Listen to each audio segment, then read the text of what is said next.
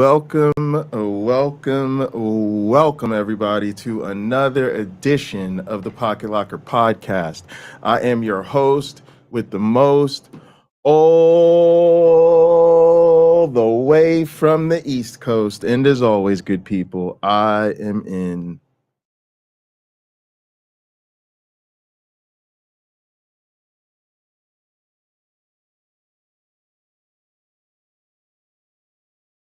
airplane mode. All right, gang, let's lock in. We got another very interesting episode on our hands today. And yeah, we're gonna be talking about Drew from Genetically Modified Skeptic again, which I guess kind of means that this will be like the second time in like a week I done streamed about this motherfucker. So I'll probably be leaving Drew alone at least for a hot minute after this, unless he does something real wild and crazy. And for the record, I don't really think he's doing anything real wild and crazy. I think his content just pops up on my feed from time to time. For the most part, I don't mess with it. Sometimes he's got something really interesting and I'll check it out. I do get kind of interested in some of these streams that really pop up that sort of signal a shift in his thinking or a change in direction. I'm always interested in that kind of stuff.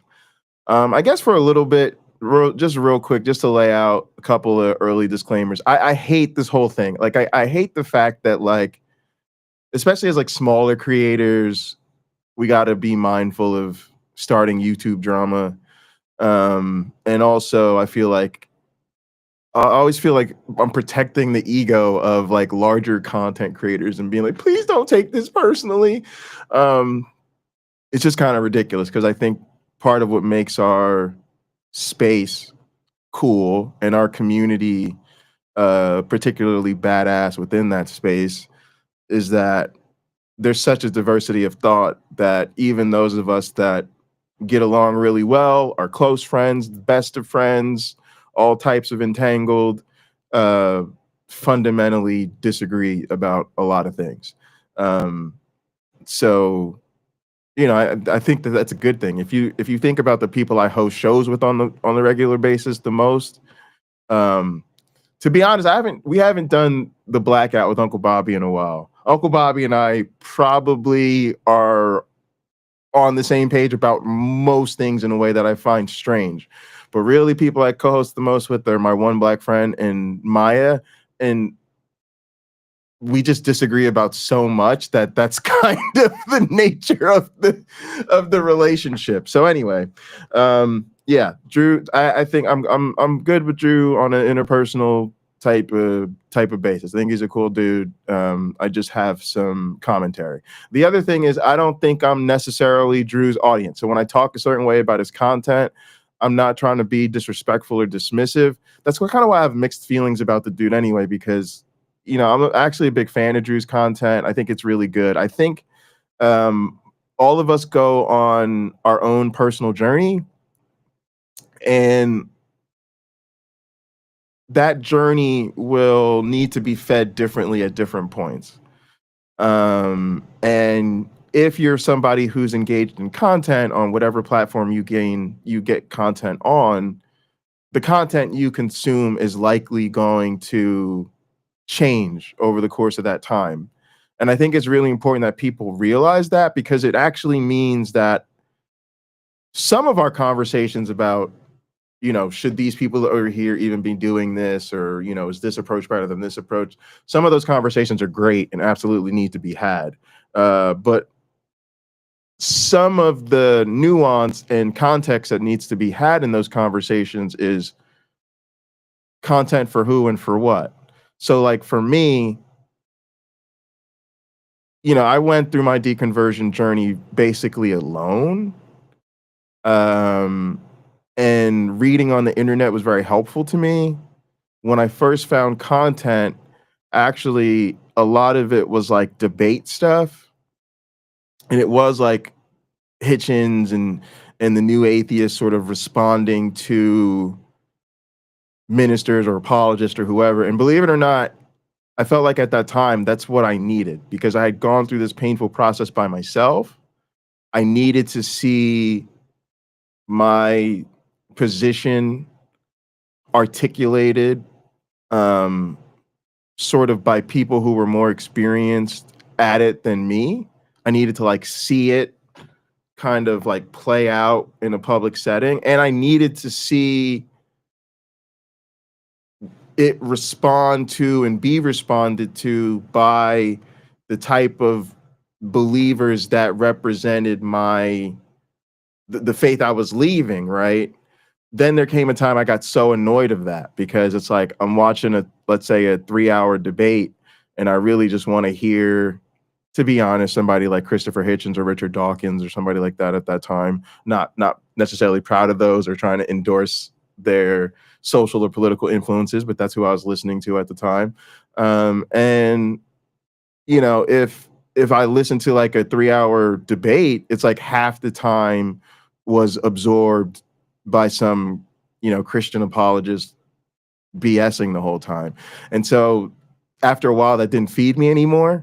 And I got much more into like lectures, like just let me sit through a PZ Meyer lecture or whatever. And then I don't have as much bullshit. And then that kind of wore on me as well because it wasn't really interactive. A lot of it was super long form. It had kind of gotten repetitive. I didn't really know where to go with it. And so when I started to discover like more active atheist content creator at the time, even like people like Pine Creek, because he was doing his whole "why I no longer go to church" sermon like these, and he would like respond to sermons from like an atheist perspective. And then I started to, get with people in the chat and the comments and stuff like that. And then, it evolved again to like wanting to be more in the interactive part of it, doing more of the live streams. So my point is like we consume different things at different phases. And to me, Drew's content, I describe it offline as like or off YouTube as like a off ramp. That his content is really made for Christians or for people who are early in their deconstruction.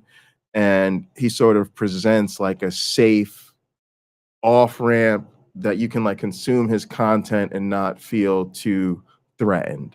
Okay. But I think, I just got a little bit further along. I think I'm now a little bit more further into the woods, a little bit more deeper into these things, and I have a bit different of a perspective. But yeah, so that's just like my history. Like I was a fan, still consider myself a fan. I don't think all of his content is for me. That doesn't mean I'm not a fan. Yeah. And lately, I think he's been like changing. I think maybe that's why his stuff is popping up. Also, people have been sending me his stuff. So, apparently YouTube wants me to hear some of the stuff he's been on recently. And then also, I think people are hearing in a lot of his content and the things he's been saying recently, a lot of the things that I've been saying. And so that's cool that there's kind of like some synergy there. And again, I think that is largely indicative of just like the moment we find ourselves in. I'm not large enough to have that kind of influence on people. That'd be cool. But I think it's more the larger social forces and political forces that do have an influence on people are, leading some people on our side to a perspective that people recognize as something the voices in our communities have been on to for a while, so a lot of people are realizing, oh, all that engaging with the other side stuff wasn't as productive as we hoped. And people recognize like, oh, we've been saying that. And, people are challenging religion or challenging conservatives, and they're being a little bit more brash, and we're shit posting and we're making fun of people. And then people are like, oh shit, Jay and Uncle Bobby been on that type of tip. And now you see the I've Had It podcast ladies, calling Trumpist names. And so, having a little bit more of a hard edge resistance is getting a bit more mainstream. Anyway, brings us right up on to why we are here today, which is actually kind of a two-parter. Two things came up on my feed that I really wanted to respond to. The first is a short, and the short is about fundamentalism and religious extremism, and there's just some stuff I want to provide some commentary on. Let's put it that way, because we're about to jump into it. And then we'll jump into the main event, which is a video that Drew did that's about 20 minutes long, 18 and a half minutes long. I think it's from maybe a month or so ago or whatever. And that's what's in the title. Christianity isn't cooked because you won't cook it. So we'll get into that. I'll say before I start, when we get to the main event, Drew wants everybody to hang in there for his conclusions, and I think you guys will be interested in what I have to say. So if you can rock with us, I really appreciate you all hanging in there. All right, let's go ahead and get into this, and we're going to start with this short. And I think maybe, let me see. Yeah, I changed scenes. All right, I gotta reshare the screen again. All right, here we go. Let's switch these so that he's big, I'm small. Go there. Here we go. I'm begging y'all. Shit, I forgot. I forgot the ceremony, y'all. Before we do all that, mode, cheers. Let's get into our groove and enjoy this together. We'll have some fun tonight. Appreciate y'all. Stop calling every extreme religion. I'm begging y'all to stop calling every extreme religion fundamentalist. The term fundamentalist refers to a very specific sect of American Protestant Christianity who take their name from a set of essays called The Fundamentals, A Testament to Truth, published. All right, remember this. You got this is all, shorts. It's all very important. Christianity fundamentalist. The term fundamentalist refers to a very specific sect of American Protestant Christianity. A very particular set of American Protestant Christianity who get their name from this essay. Who take their name from a set of essays called The Fundamentals, A Testament to Truth, published in Chicago in the 1910s. Remember that. I was raised fundamentalist. Published in the Chicago's in the 1910s, and Drew knows all about it because he was raised fundamentalist. All right, cool, got it. When you hear about Islamic or Jewish fundamentalists, that does not actually mean anything specific doctrinally. No Islamic or Jewish sect actually calls itself fundamentalist. That's an exclusively Christian term. Now, I know that when we describe something as fundamentalist, that's commonly understood to mean that it's extreme and dogmatic and superstitious. Words take on new meanings all the time, and that's fine, but a serious problem arises from this use of this word. It makes us unable to speak about the socio-political realities of religious extremism in sufficient depth. What people often call Islamic fundamentalism is actually called Salafism. This arose in the 1800s partially as a response to lack of political sovereignty in the Arab world during European colonization. And its subsets, like Wahhabism, are basically just the enforced religious doctrine of the Saudi dynasty specifically. What's often called fundamentalist Judaism is actually called Haredi Judaism. Kyle's taking notes. Ultra-Orthodox Judaism. This is a descriptor for Jewish people from a variety of sects who practice isolationism and extremely strict adherence to certain traditions.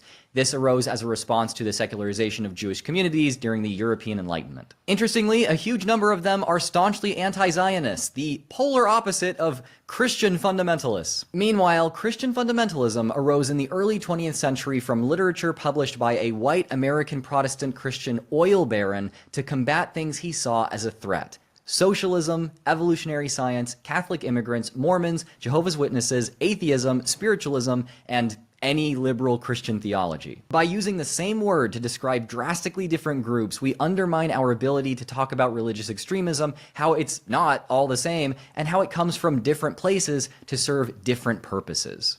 All right, now the issue. I'm begging y'all to all stop. right, hang on a second. Let me get that straight. All right, the issue I have with all of that is not that he's said anything necessarily inaccurate or that he's not correct in drawing a distinction between a Christian American fundamentalism and these other forms. However, a lot of this is just giving, it's giving a couple problems. The first is it's giving that thing where we're going to narrowly define fundamentalists to be such a narrow group that it now fails to do the work that it's supposed to be doing.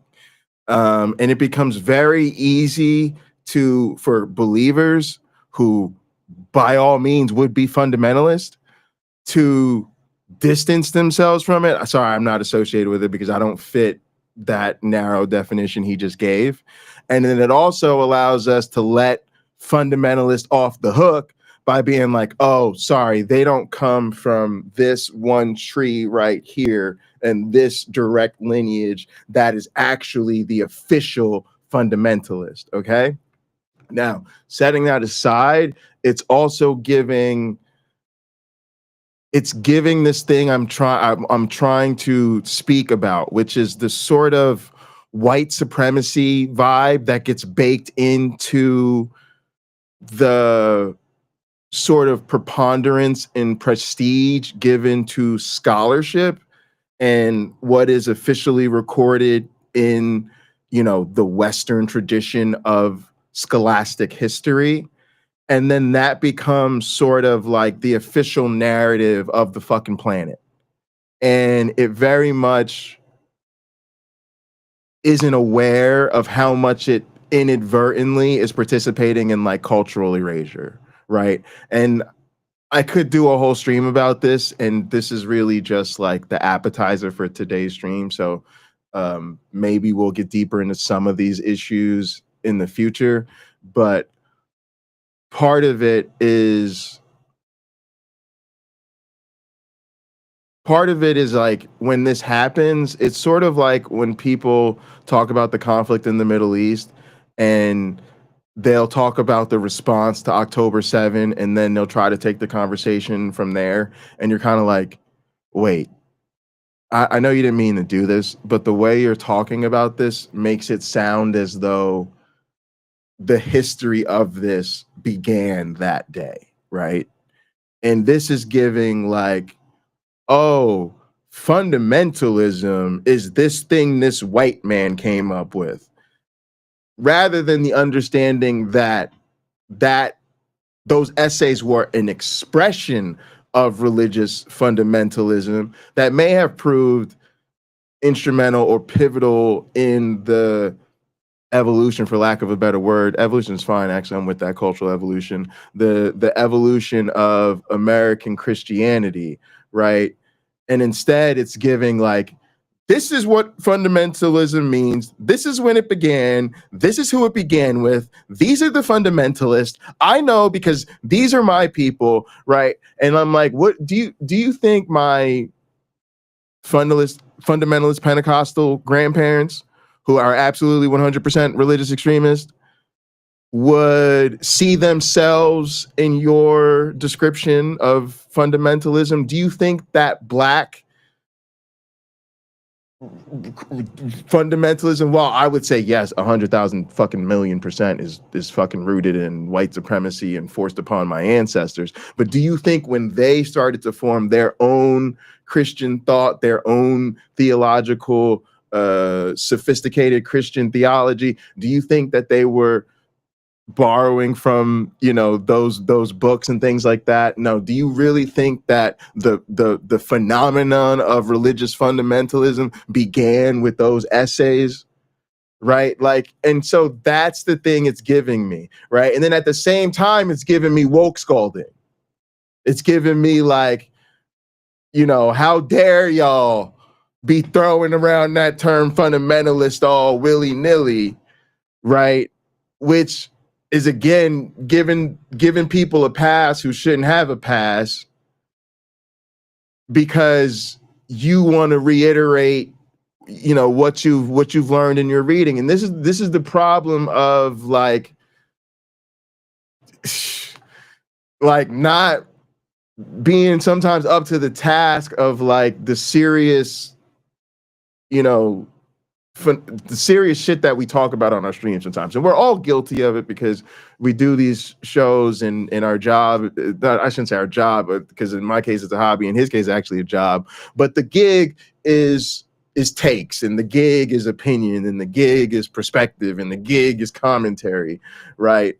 But yeah, I just see this as like a limitation of how people see things. But for me, it just hit me wrong. I was just like, whoa, I know you're trying to do like a cool explanatory thing, right? But you're doing that thing. And I talked to, and this is not just unique to Drew. I literally talk to my students about this, because part of what I want my students to understand is that there's a lot of bias and prejudice that comes with accepting the official scholastic narrative of who contributed to what field, right?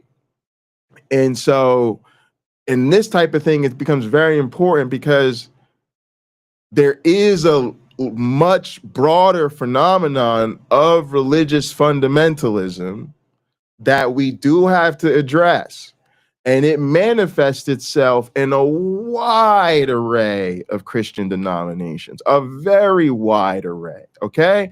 And then further, that itself is, a Jewish thing. Like, we sort of forget that Christianity is really just like a sort of bastardized flavor of Judaism that's gone so far into its own thing that it in some ways no longer acknowledges that it's like a flavor of Judaism. But if we're really talking about cultural evolution, or I'm an evolutionary neurologist, so at least I'm gonna say I see things through an evolutionary perspective, right? The cladistics of religion would say that actually Christians are, that's a particular family or taxa within the monophily that we largely call Judaism, right? And you can't ever like not be the thing that your ancestors were, right? You don't ever leave your clade. You don't ever evolve out of your clade, right? So Christianity to me is always going to be a flavor of Judaism, right? So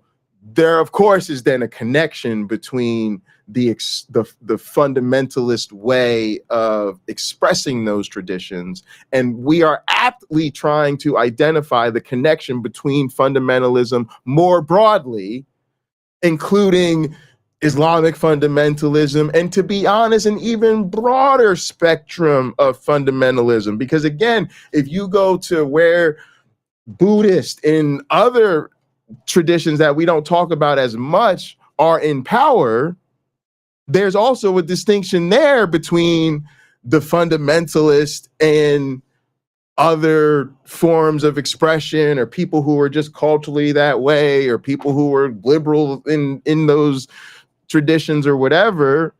And to be honest, a lot of those different, same thing in all different continents, there's similar issues where a lot of the fundamentalism is leading to a lot of extremism. And when those two things get in power, there's consistently a certain flavor that there's a flavor of oppression that they consistently produce. All right. Now, somebody down in the comments,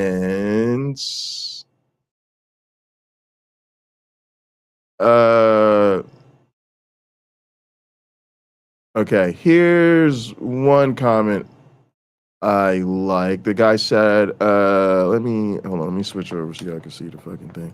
Not that you'll be able to read it, but I'll read it. I'm sorry, but that's not how language works. It doesn't matter if people are using a word incorrectly. If enough people do it for a long enough period, then it stops being wrong, and it either becomes a completely new word, or the word simply gains another definition, and that's all there is to it, and nothing you can do about it. You can argue it's wrong all you want, but eventually it hits a point where you're wrong, and the incorrect word usage becomes correct. Language changes and evolves, and not always in a good way.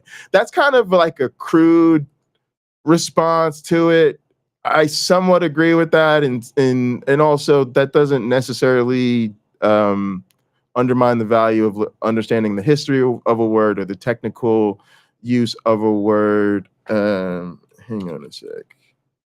Let me look over here.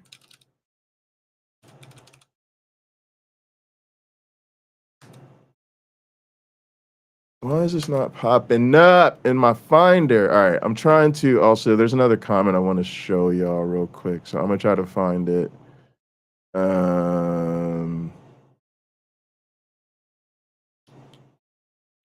But I might not be able to find it. But basically, somebody was talking about how it's really a sociological phenomenon. And when we use the term fundamentalism, we're kind of accurately trying to target and identify like a real social phenomenon or something that really is there.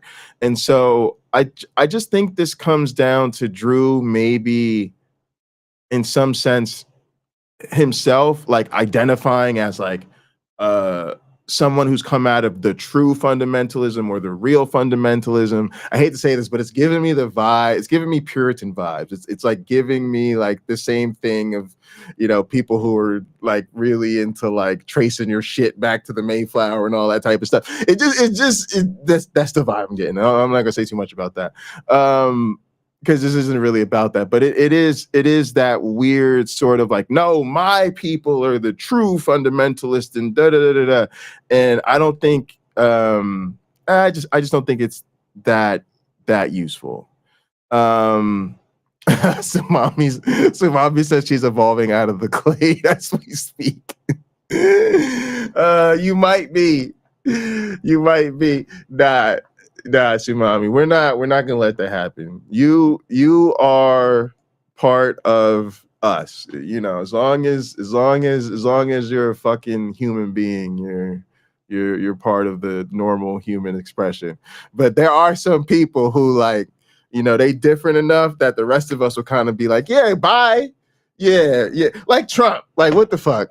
Like what the fuck? Like why does that have to count as like a thing a person could be? Like it'd be better if we could just literally delete that data point and say like, here's what it means to be human, and that's not one of the possibilities. But yeah, unfortunately he passes the test of humanity as well. Somehow I don't really understand. I don't really understand. I need to go get a couple more PhDs to figure that one out. All right, y'all. Let's jump into the main event so that we have plenty of time. That was like a little bugaboo preview. Got it out of my system. I hope y'all understand where I'm coming from. Let's get into this thing because this is, I think, more interesting. All right, so this is called 3 Reasons American Christianity is Cooked, y'all. And hang in with this because, again, it's like so many of the things with Drew and others where I'm glad he's on this tip. And I feel like I have been trying to say this for so long. And it is a huge part of my message. It's like, yo, this shit is done. Stick a fork in it. It's over. It's not coming back. So I'm so, in a sense, happy that he found this language. But then I feel like when it comes to the conclusion, when it comes to how to land this motherfucker, for me, the landing just misses and the ask just misses. But he's going to ask that y'all hang in with him because he's got some shit for you at the end and it might surprise you. Motherfuckers, it surprised me. But when we get there, I'm going to give you what I got. And I think I think it's going to be a good one. All right, so let's jump into this. Hang on, y'all. I'm figuring out how to stream and broadcast. And I know you're like, Jay, you've been doing this forever. You totally know how to do this, but apparently not. All right, here we go. I figured it out. Awesome. All right, here we go, y'all. Let's roll the tape. Let's get into some inconvenient facts. Some of you are going to want to click away instead of learning this stuff, but I can assure you, you're going to want to hear my final point, especially if you are a Christian. In fact, see, that's why I teased you. I teased you because he teased me, and now I'm paying it forward because this is how you YouTube. Apparently, y'all see how we structured it. He's setting us up. All right, Drew, you have our attention. We're gonna watch a video, bro. Some atheists. Fact 1, I'm fucking with U.S. him. Christians are still colonizing and killing Africans in the name of Christendom. Christians have Woo, that sounded so good. That sounded so nice. I want to hear it twice. Bro, hit us with that one more time, dog. Hit us with The that end of one this more video might time. even make some atheists think twice. Fact 1. U.S. Christians are still colonizing and killing Africans in the name of Christendom. Woo! Drew, give yourself a round of applause. All of the cousins. Drew, I'm gonna keep it a buck with you. I'm gonna keep it a buck with you. And y'all can go ahead and check my shit if you want to. Go ask Maya, Uncle Bobby, whatever black friends you got, go ask them. Brother man, U.S. Christians are still colonizing and killing Africans in the name of Christendom. Drew, I'm inviting you to the fucking cookout, bro. Yo, not only, bro, you invited to the cookout. I'm picking you up. Yeah, that's right. You're gonna come through with me. You're gonna come through with me, okay? And motherfucker, I'm giving you side dish privileges. Okay, we're not gonna give you something off the list. Okay, we're not gonna assign you a staple. You ain't that serious. We ain't asking. No, you can't make the potato salad. No, you can't make the chicken. No, you can't operate the grill. No, we don't know about your seasoning palette. There's still a lot of mystery up in this bitch. Okay, but we're gonna allow you to make a side dish of your choosing. Okay, and bring it along with you. Round of applause. U.S. Christians are still colonizing and killing Africans in the name of Christendom. Bring your white ass to the cookout, okay? Okay. So let it be clear. This is not a beat down on Drew. This is Drew. You are on the right path, and we trying to help you along, my friend.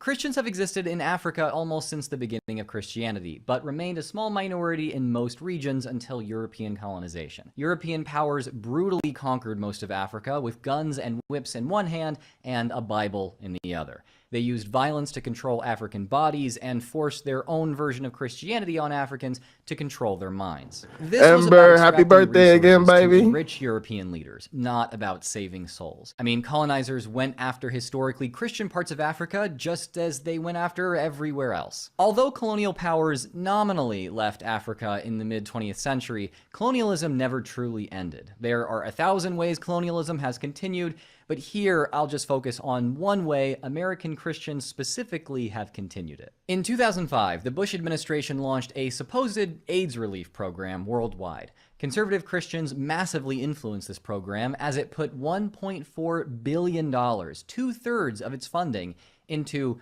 abstinence and fidelity campaign. Just pause the tape. It's like when you piping something down sometime and the shit is so good and the shit is building up and the shit is getting so intense. You just like, hang on, I just need a break. I just need a moment. This is fire. This is so good. Okay. This is what we want. This is what we want. This is comforting people and talk about what they are doing to my people. Come on. I love this. It's so good. And get George Bush in there and the conservatives and all of that money. And the manipulation. Drew, gang, I just wanted to give you a second to catch your breath. Because he's doing a lot right now.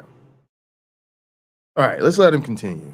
Across 22 countries later found no evidence that these programs did anything to combat AIDS. Not a damn In fact, thing. this so-called relief program actually made things worse. It funded ultra-conservative Christians such as Martin Sempa in Uganda, who promoted anti-LGBT sentiments. Researchers have also found that arrests and convictions under anti-gay laws have significantly reduced the use of HIV prevention and care services by gay men in Africa, undercutting the progress against the HIV and AIDS epidemic that PEPFAR sought. Yes, conservative Christians in the Bush administration, I'm not exaggerating, funded the eat the poo-poo guy. And poo-poo's out, huh? And then they eat the poo-poo.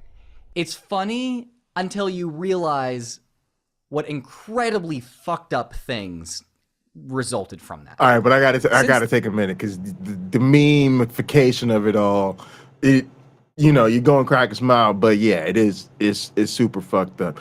On fire though, this is so good. Oh, we getting visuals. Come on now. Ben, U.S. Christian right groups have put over $280 million into promoting extreme anti-LGBT laws and dismantling women's reproductive rights around the world. All right. Y'all listen. I have to be honest. All right, so if y'all holler at your boy Barack Obama, I remember back when he was running, he actually in quite the preview of the type of coon and two-stepping he would become known for, said that his marijuana usage represented a moral failing. I think he may have called it even his greatest moral failing.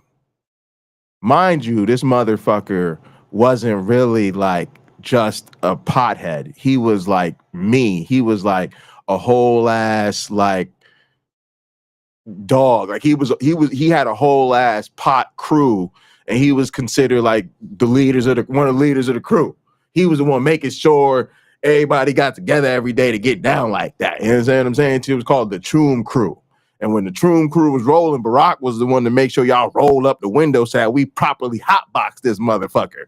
You understand what I'm saying? So now you running for president, and they asking your ass if you're gonna legalize marijuana, and you keep ducking and dodging and sidestepping the issue because, well, I guess he said he wasn't going to, and he didn't because he had no intention to. And then you're gonna turn around and call that using marijuana a moral failure. See, that's the type of two-facedness I don't need in my life, and that's why was never a huge Barack Obama guy. But that's a different conversation for a different day. Now, believe it or not, all the fucked up shit that's happened since, I'm more of a Barack Obama guy now than I was then. But that shit was still fucked up. The reason I told you that story though is because it's always had me thinking about like what does it mean to have a moral failing as an individual, and what are the moral failings in my life or the moral failings I see in others. And for me, the one thing that is like a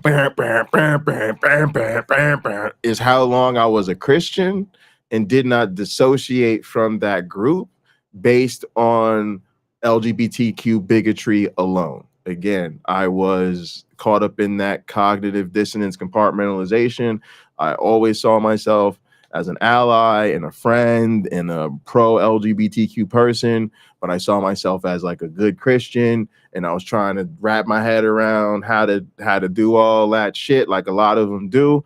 But when I look back at it, it's very obvious to me that, again, it's part of, I don't want to go back to the term, but it's part of the fundamentals. It's part of the basic shit that's built into the core of the Christian ideology. And so the truth is, the church is not just prejudiced against LGBTQ people. It is the core. It is the engine fucking fueling and driving that bigotry.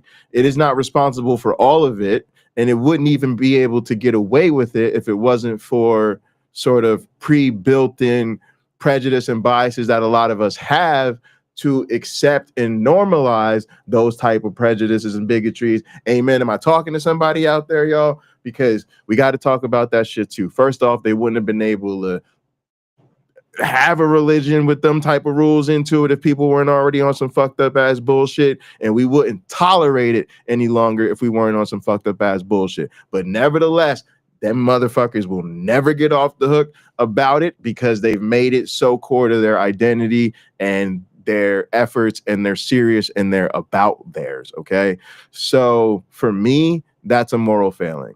When I became of age to be aware of what was going on, I should have been like, I'm out of this motherfucker. I don't give a fuck what that means for me. I just can't be a part of this. And I didn't, and it kind of sucks. So I love this because he is really talking about, look, these people raise all types of money, and it is to take away women's rights, okay, and to oppress queer people around the fucking globe. And it's time we stop sidestepping that shit. This is what they are about. This is who they are, okay? And yeah, I'm happy. I'm y'all gonna see when we get to the end, it is gonna feel like a hard turn because I'm with all of this. With over 50 million of that money targeting Africa. The largest spender in Africa is the Fellowship Foundation, a shadowy Christian organization with ties to the family, a coalition of anti-democracy Christian extremists who are all high up in the US government and started the National Prayer Breakfast. They spent $20 million targeting Uganda, where their associate David Bahati wrote a bill that puts LGBTQ people to death. It also imprisons anyone who knows a queer person and does not report them to the authorities for execution. The bill passed in Uganda in 2023. It's the law now. And how could it not be, with millions of Christian extremist dollars behind it? This anti-LGBTQ law, including the death penalty. I gotta be honest with y'all, it is difficult to do content like this, and I want to apologize to, all my LGBTQ friends. Because I know that we get into these sensitive topics a lot, and it does feel a bit reckless because I got to tell you guys something. Racism is something that deeply affects me. It's something that has been with me every day. Like I grew up in an environment that was so much more racially intense than even I think probably most Black people are used to. It was like an extreme aberration. And then I planned my whole life around safety, around doing enough and becoming somebody and having enough or whatever to get to the point where like that couldn't dominate my life, only to learn as a grown-ass man that the nature of racism is actually that the harder you try and the further you go, the more racist shit actually gets and the more dire the consequences become. Yeah, so that just was never gonna happen. But it affects me deeply. And when I really think about it, it's like, it sucks because I really do believe in some sense, people just have to understand Black people are hated the world over. And then Black Americans are hated even more than sort of whatever the average mean hatred for Black individuals is globally. And a lot of times it literally boils down to our history and we're like, y'all, what the fuck? Like, we were literally enslaved. We were enslaved people. They dragged our ancestors over here and they have done nothing but terrorize us since. Like, people would probably accept people enslaving us again. If you could make sure slavery only applied to us, most people probably be cool with it. And that's just short of the people who just would rather just poof out of existence altogether. And when it comes down to, you're like, dude, it's the color of my skin and my ancestry. It's just who I am. What the fuck? Like, seriously, what the fuck is wrong with people that the world literally fucking hates Black people when like the thing that makes us Black people is like horrible shit happening to us? So why not like care about us and treat us with empathy and be like, Black people deserve good things? And it feels the same way with queer people. Like, it's just bullshit that this is what fucking people have to deal with because they exist. And it is global. It is the world over. It is everywhere you fucking go. There's nowhere you can. What it means for Black people and queer people when we go, is this country racist or is it? It is literally like relative. It's literally like, well, I mean, of course people are prejudiced and of course there's racism and there's systematic bigotry, but you won't die here. And like people will like hire you and they won't like assault you when you go to the restaurant. I'm like, sounds great, sign me up. Because there's no such thing. There's no such thing as a place that doesn't discriminate against us. And then it's still so systematic. And then there's places where literally like they'll fucking kill you. They'll fucking kill you. And then somehow in like the most civilized places in the world, it's still apparently just acceptable to still be a hateful ass motherfucker. I just it'll never make sense to me. So yeah, just to all the marginalized folks out there, you know, let's just acknowledge each other, and we do got to stay in this fucking struggle together. But damn, let's acknowledge that it's fucking hard, it fucking sucks, and it's fucking bullshit. This is just one of many Christian organizations funding the brutalization of Africans today, and if you want to read more about it, I'll link all my sources down in the description. People, and by people I mean Western conservative Christians and their handful of token ex-Muslims and atheists, like to point to Islam as being the source of violence against queer people around the world. In Nigeria, for instance, you can only get the death penalty for being gay in the northern states under their version of Sharia. But clearly, Christians are doing violence too. They're just doing it I think so, AR. I do think there'd be a broad swath of people. Yeah. Matter of fact, I hate to say, like the way we're going about it is honestly like the result is going to be most poor white folks end up basically enslaved. I mean, that's where we're headed now. Like, and the funny thing is, all these white Christians cheering this shit on, we're gonna see how faithful you really are, because we're about to enter into the world where all of us are at the church fucking doorstep, looking for food, housing, clothing, employment opportunities, and we're gonna see how humane these people really are. They're not. Y'all, this shit is getting rough. But yeah, that's the other thing is like, another reason I'm ardently anti-religion, y'all, is because these people's visions suck. And part of the problem with capitalism is these people will look you in your face and tell you God created man for work. I cannot imagine a crueler, more slavish thing to think.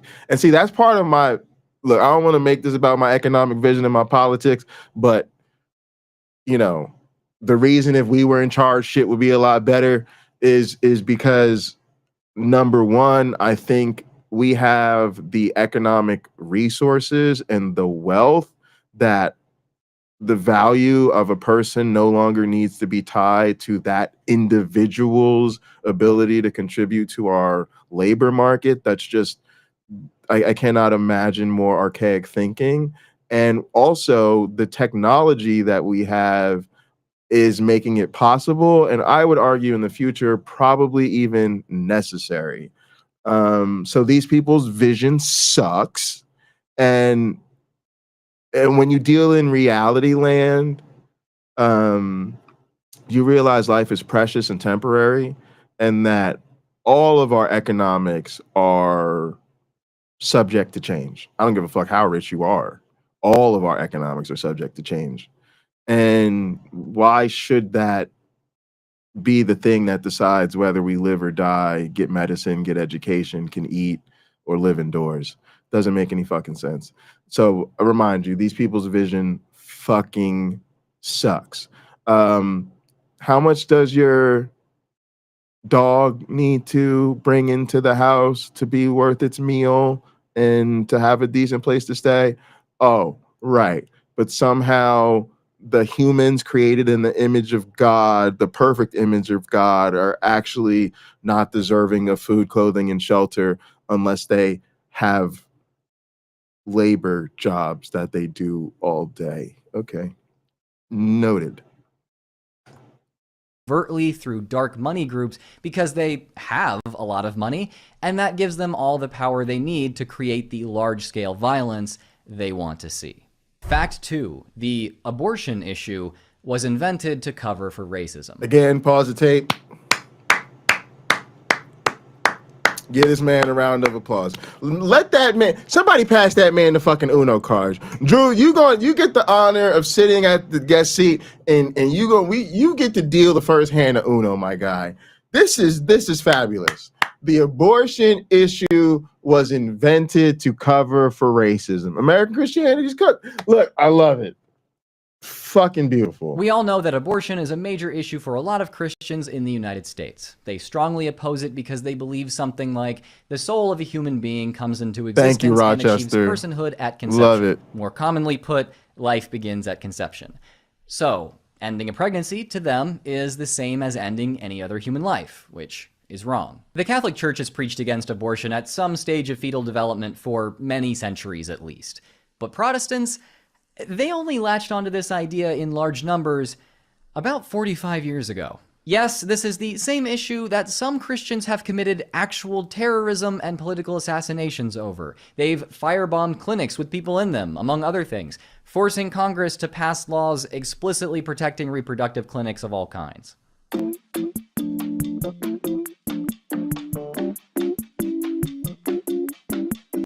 Face Act protections are currently being stripped under the Trump administration. All right. Yeah, man. It's Recently, the war on abortion. Man, everything is on the table. Abortion rights are fucked in this country. Voting rights are fucked in this country. Gay marriage is about to get fucked in this country. Interracial marriage will be fucked on the same chopping block as gay marriage. They'll either be coming right back for that one. They'll just go for the 2-for-1 special that day. And I just got to throw it out there because it is my pet thing. Our right to die is fucked, y'all. Our right to die. You know, we was moving into a place. If you remember, we grew up with Kevorkian and Shivo, and we was at least, you know, starting to maybe think about having that conversation a little bit. The conservatives have clawed back the fucking culture war issues and taken over to the point that the right to die is no longer a topic of conversation. So please do note that all of our asses are either going to become very old or we're going to become on death's bed and incapacitated even earlier. And we are going to die painful, torturous, agonizing deaths because these motherfuckers literally will not let us die in peace. And I just maybe think we should talk about it. Yeah, I'd like to talk about it before it gets to that point. For me, you know what I'm saying? So I'm assuming some of y'all may want to talk about that before it gets to the point for you. And then we should realize there's people who that's happening to every day. So maybe we should kick ourselves in the pants and get a little bit of urgency in this motherfucker. But that's just me. That's just me. And I'm not a very important person. So Christian nationalist man assassinated pro-choice Minnesota State Representative Melissa Hartman and her husband. He also shot pro-choice state Senator John Hoffman and his wife, though they fortunately survived. He apparently had a long list of other intended targets, composed of Democratic politicians as well as abortion providers. Who he targeted tells us a lot about this guy's motivations, so I'm not surprised that over 70 sources have reported on this. Sources on the left explain that the shooter's list of targets were pro-choice people and explicitly connects the shooter's actions to his political affiliation with Trump, while sources on the right focus on the fact. Now, I got to deal with this. It's a little bit of a side tangent, y'all, but the ground news thing is got to go. Like, the ground news scam. Okay, first off, let's be clear. Ground news is run by fucking conservatives. So let's not let's I don't know why every leftist, atheist broadcaster is all about that ground news money, but for me, ground news can fuck all the way off. Sorry, Legia Miller. Love you, Legia Miller. Hate you, Legia Miller's husband. Legia, we can still work this thing out. It's just the ground news has got to go. Okay. But for real, y'all, and somebody made a great point about, I was reading earlier on Reddit, which was that ground news also normalizes extreme opinions, right? By being like, you know, sources on the right say whatever and sources on the left say this, and it just gives you that like enlightened centrist bullshit again. And then it also like isn't really giving us, again, it's run by conservatives. So like, it's not giving us an accurate reflection of the political inclination of these outlets. So you end up with shit like the New York Times and like some fucking propaganda rags being seen as like left-leaning sources. Also, they equate those sources, so like very much like less reputable sources are grouped with far more reputable sources, and then they just put a bunch of numbers on the shit. So that's fucking ridiculous. Also, you really shouldn't be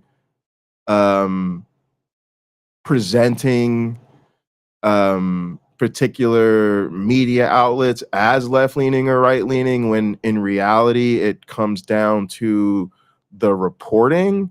And so a lot of times it's really the writer and the reporter, and more importantly, the particular story, right? So for instance, the New York Times, there's certain shit that I don't know. I don't would never say they do some shit that's really truly left leaning, but they do some shit that most of us would consider objective and relatively balanced journalism.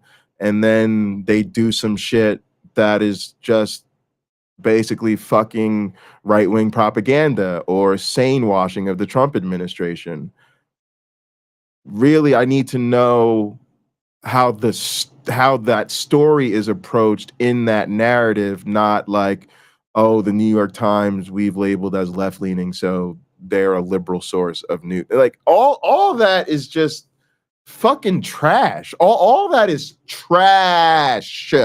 Okay, so it's one of them real dumb execution things that's like sounds good. Wouldn't it be good if we showed people like what the landscape looks like in terms of coverage of a source and gave people, access to, different perspectives on a topic? Sure, but it's all about who the fuck owns it, who the fuck is doing it, why are they doing it, and the goddamn execution. And in the reality is, in the case of ground news, all of that is dog shit. The people who own it, dog shit.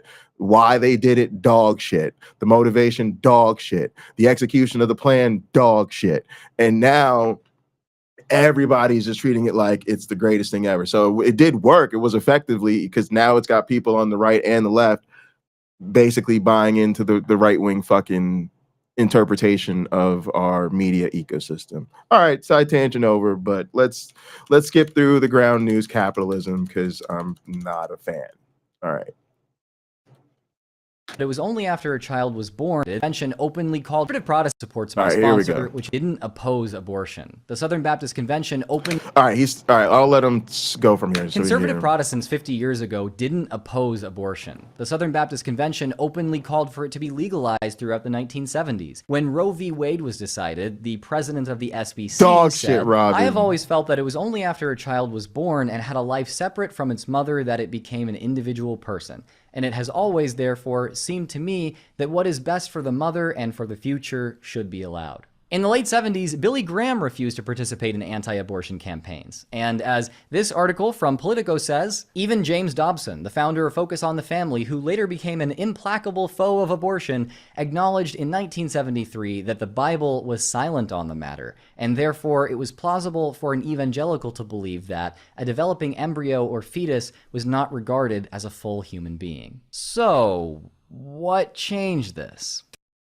Now, gang, I will acknowledge that we go about things a bit differently around here. That was very eloquently described. I'm gonna just tell you how Uncle Bobby would say it. Fuck them kids. That's how we get down with abortion. What do I think about abortion? Fuck them kids. All right, baby, do your thing. All right. Throughout the 70s, white evangelicals were and mobilizing against the progress of the civil rights movement, specifically desegregation. The IRS no longer allowed tax-exempt status for whites-only Christian academies like Bob Jones University. Jerry Falwell, who called this progress the civil wrongs movement, also had his segregation academies affected. After the Republican Party nominated Reagan as its candidate for president in 1980, Reagan spoke against this effective desegregation, but said nothing about abortion. This resonated with their base, but didn't help win new people to their side. They had to find a way to promote white Christian segregationist interests without putting people off. Enter Paul Michael Weyrich, also known as the architect of the religious right. During the midterm elections of 1978, Roman Catholic anti-abortion activists helped flip 4 Senate seats for Republicans, and Weyrich saw an opportunity. He alerted Falwell and other white evangelicals that they could use opposition to abortion, a more respectable issue, to energize and grow their following. In preparation for the presidential election of 1980, these guys started churning out anti-abortion propaganda, saying that in just one generation, the one generation that did the civil rights movement, our society has degenerated into holding a low view of human life. But also... I totally had on my list of pre-stream things to do to change the question of the day, but we ain't gonna change the question of the day because we still talking about Drew. And boy, do y'all not just wait till we get to where we go, and y'all gonna see that's actually the right question. That is the right question of the day. Now puts man at the center of all things instead of God. Humanism, secularized society, and liberal theology are all eroding Western civilization. We must return to Judeo-Christian values where all human life is actually valued. Sound familiar? Yeah. This worked to galvanize evangelicals into a united political force for religious Republicans, framing the rejection of the civil rights movement as respect for all human life. Racist Ronald Reagan went on to win the presidency. The religious right became an obscenely powerful force in American politics, and American Protestants still largely oppose abortion. Does that shit sound familiar? Racist Reagan, the racist won, the right became incredibly powerful. And the wheels on the bus go round and round. The force round. behind all of this was not love for God or adherence to sincerely held theological beliefs. No. Protestant theology and politics took this shape because some of them, 45 years ago, we can do both. Deeply hated black people. I like that. Fact 3. The dominant American Christian view of politics was created by oil companies. God made men to work. God didn't make men to vote for other men to tax men who do work so they don't have to work. There it is. There it is. Listen to this. Listen to this weirdo. Another round of applause, though, Drew. Dominant American Christian view of politics was created by oil companies. I love it. I love it. Politics was created by oil companies. God made men to work. God didn't make men to vote for other men to tax men who do work so they don't have to work. God made men to work. I'm sure you see. God sucks. You see that? Did you catch the part where God had the chance? He could have taken the rich people, he could have taxed them, and then the other people didn't have to work. See, that's what I mean with when I say the vision sucks. Because that's what I'm gonna do. Listen, I know all y'all want to make all that money. You want to do the blah blah blah and the business and the blah blah blah and the economic GDP and the blah blah blah and the stock market's supposed to do the up instead of the down and the blah blah blah. I'm gonna tax the shit out of y'all so the rest of us have shit. The shit we need. God, I'm so much better than God. Before, the state shouldn't redistribute wealth. That's theft at best and atheistic communism at worst. We believe in freedom under God. We vote conservative and support free enterprise because anything else is out of alignment with true Christian values. That popular Christian idea only took hold about 80 years ago, though.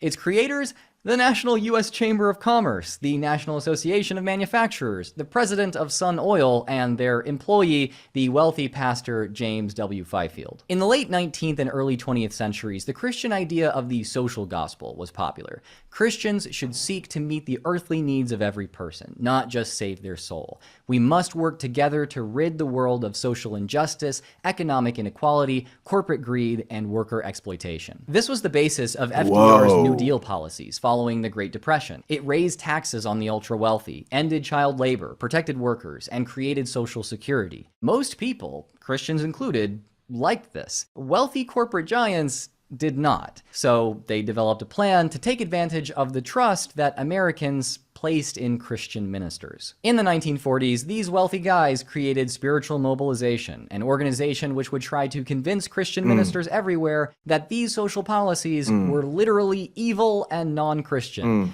Pastor Fifield acted as their mouthpiece. And he preaches a message that they like to hear, which is that the New Deal is evil. It is a form, he says, of pagan statism. And instead, what we need is a return to, again, this kind of unfettered free enterprise. First off, all again, it's 2025, and the New Deal even sounds cruel and outdated, because again, it's so neoliberal and so tied to economy and work and capitalism and all that bullshit. But the let's not sleep on the reality that is being recapped here, and Drew is really good. It's a really great video so far, y'all. So I'm like y'all at this point. I'm trying to figure out what is this big deal at the end. Why is he saying atheists are gonna be upset? So far, I'm on board with all of this. Okay, the modern Christian movement, their whole Christo-fascist vision was sparked not as a movement for holiness, righteousness, family values, the blasé, and the utterly boring Glavinoids. It was literally about getting people on board with their own oppression. It was about literally using religion to oppose the people's audacity to vote for policies that were actually improving people's lives. See, that's the type of shit where people lose the plot when they start pretending that Christianity is the good Christians are somehow like the secret humanist movement. And it's like, no, what we're actually literally dealing with is people who use faith to rob us, to take away our freedoms, to take away our opportunities, and to make us utterly dependent on these capitalist monsters who, by the way, like literally should be treated like dangerous traitors to humanity. And they're the ones who maybe we need to build the goddamn alligator Alcatraz for, motherfuckers. He links Christianity and capitalism. He sees that they're deeply intertwined. In his view, both are systems that stress individualism above all else. So as he tells it, Christianity is a system in which if you're good, you go to heaven. If you're bad, you go to hell. Capitalism is the same way, he says. If you're good, you make a profit. If you're bad, you go to the poorhouse. And any system that interferes with that divinely prescribed order of things, he says, is a form of pagan statism and is itself evil. With literally hundreds of big companies, especially Anybody else got an involuntarily erection when you hear this pagan statism? It's so amazing how the rhetoric that Christians use to like bug people out and be like evil. They're like, it's going to be a state of godless commie socialism, and I'm like, oh my god, don't threaten me with a good time. Where do I sign up? Where? Where? Can we do it now? Can we do it tomorrow? Do I have to sign up for it? Like, what? Like, don't tease me. Pagan statism. Oh my god, I would love that. Oh my lord. Oh my goodness. Some good old secular pagan government. Holy shit, my trousers.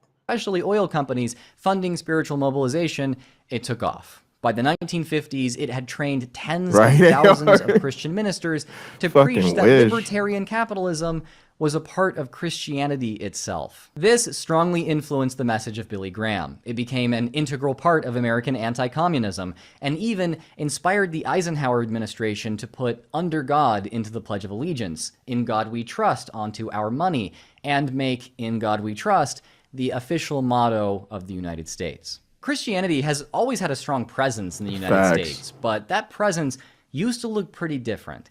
The economically conservative, and that's the thing, like, nobody, KW, nobody, like, it's crazy. I just can't let us off the hook. We have the resources. There's no excuse for it. No excuse for it. And honestly, y'all, the government forcefully redistributes wealth. That's what the legal system is. That's what it does. It's authorized literally to do that. The government is authorized to require everyone by law to pay taxes and to determine how much taxes they pay and what those taxes are used for. Yeah. So we're fucking responsible for this bullshit. Communist majority we see today didn't even exist until it was manufactured by the ultra wealthy so that they could pay less in taxes and exploit more workers. American Christian theology on politics and economics today was not shaped by Christ-like charity and grace, but by truly psychopathic levels of manipulation and greed. If you're interested, I have a full video on... I'm hardcore atheist, honestly, and I'm a whole bunch of things. We got to think about. We were talking about this earlier. We're gonna do a stream, y'all, and talk about all the different ways people can identify in the space, because a lot of us, you know, a lot of it's new to a lot of people. But I'm like an atheist, which is I don't believe there's a God. I'm also technically a hard atheist or a strong atheist because I actually believe I know there isn't a God. They need a new word for people like me. I know the word for people that are not like me. Cowards. Oh yeah, I had to say it because you know everybody gets all technical, right? They get all well, I'm an atheist, which means I do not affirm a God belief, but I'm technically agnostic in the sense that I recognize that I do not have knowledge of whether or not there actually is a God or not. And since such a thing is unknowable, you know, I don't want to make any claims that would have to be defended. Like, bruh, with all that goddamn tap dancing, look, I'm a grown ass man, and I don't think it's reasonable for another grown ass individual to think that there's a fucking creator, supernatural being. Okay, that's just fucking ridiculous. Grow the fuck up. That's what I think. Okay, so come on, really. I don't know that there's no God, y'all. I'll tell you straight up, I know there's no God. Like I know 2 + 2 is 4. This shit don't make no sense. It's not. It's just nah. I don't even think about it, y'all. So literally, I'm trying to express this. I don't know what it's called, but for me, the whole "there's no God" thing has moved firmly into the knowledge part of my brain and not the belief part of my brain. All right. I'm also like a igtheist or something, which is like the concept of God really makes no sense to me. Yeah, because what y'all really be talking don't really add up. There's no way that like there could be a thing with the traits that they describe. So doesn't make any sense. Okay. I'm also like a mesotheist, which is like I hate God. I know that's weird because like Jay, you don't think God exists. I don't think God exists. But Jay, you don't even think the concept makes any sense. I don't think the concept makes any sense. But the thing people be talking about when they talk about God, and the things people do because of God, and the things people say because of God, and how people be acting and turn their whole lives upside down and get all fucked up because of God, I just hate that shit. I hate the motherfucker. I hate the idea. I hate the concept. I hate the character. I hate the dogma. I hate the systems. I hate all of it. Okay, so yeah, it don't make no sense, and I don't really believe it exists, but I still hate the shit. Okay, so that's a whole thing. Right. So all of them different things that people can identify. And technically, I do identify as an agnostic because I do recognize that technically I don't have that knowledge, but I just know it. And my evidence, just for those who care, I don't go to the like, I can prove it scientifically. What I go to is, so far, every God concept that has come up is the product of the human imagination and human construction. And the things that we know only through being the products of the human imagination or human construction, we call imaginary, and we say they are not real. And to me, God firmly fits into that category of never having been observed outside of a product of the human imagination or construction. So until somebody does that, I know that things in that category don't exist. That's my case. All right, let's roll. This, which goes into greater detail. All of this is based on the work of historian Kevin M. Cruz and his book, how corporate I'm with you, America PC. created Christian America. Okay, at this point, plenty of Christians watching are probably thinking, everything you discussed here were just the actions of flawed human beings. Christians being The sinful powerful doesn't mean cumulative Christianity itself case. is Yeah, bad. hey, I gotta In bring back fact, the sound. What happened to the damn Christianity can't sound? motivate sinful or I harmful don't know if behaviors I gotta set that because shit up. true Christianity is by definition only good. This very attitude, however, helps make the abuse and corruption I described possible. There's a well-studied psychological phenomenon called moral licensing. It's when the performance of moral behaviors or the perception of oneself as moral actually increases your likelihood of acting immorally. It's when This is exactly the problem of religion right now. He is like this, like Drew. This isn't good. This is so good. Moral licensing, yes, amen, hallelujah, my brother. Like this is the conversation we need to be having. Christianity is all about moral licensing, right? And that's all the things that we're talking about. People would not be bigoted against LGBTQ the way they are. They do it because Christianity gives them moral license to do it. There is no reason a grown-ass individual in 2025 will be in public on YouTube on videos that are recorded live in public defending the moral value of slavery if it wasn't for the moral licensing of it given by their religion. Motherfuckers know you could have been born in a body different than yours. Therefore, there's no reason to oppress women, for instance, because yo ass could have been born a woman, and if you fucking procreate, the shit that pops out of you might also become a fucking woman. And so your dumb ass would fucking know just on basic shit alone, yeah, we should all probably have the same fucking rights, and your sex and gender and all that fucking shit shouldn't matter. But no, these dumbasses have the fucking moral licensing to fucking think all types of fucked up shit about all types of people. And the consequences are real. For my ancestors, the consequences of slavery, that was some real shit. There was actually a slave ship named Jesus. Think about that. A slave ship named Jesus. Jesus ain't real, but that slave ship was real as a motherfucker. Jesus ain't real, but that law in Africa that proposes the death penalty for LGBT people is real as shit. Jesus can't do a goddamn thing for you, but the Supreme Court damn sure overturned Roe v. Wade, and your reproductive rights is a thing of the past. The moral licensing, y'all.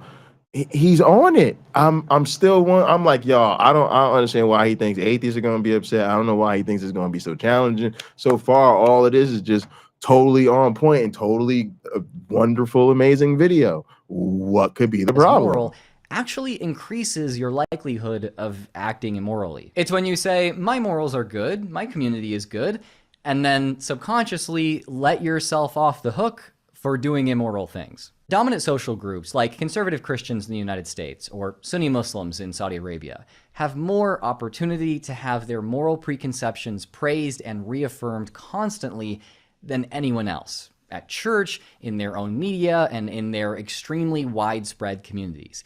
Christians have their own buildings that they own in every single town in this country.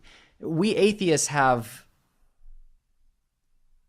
4. Add this to the fact that many Christians believe that they have direct access to a perfect and infallible moral framework and have a perfect moral entity helping guide their actions, and you get the perfect recipe for moral licensing. In this way, Christianity, particularly when it's the dominant religion in any given place, can actually motivate sinful or harmful behaviors.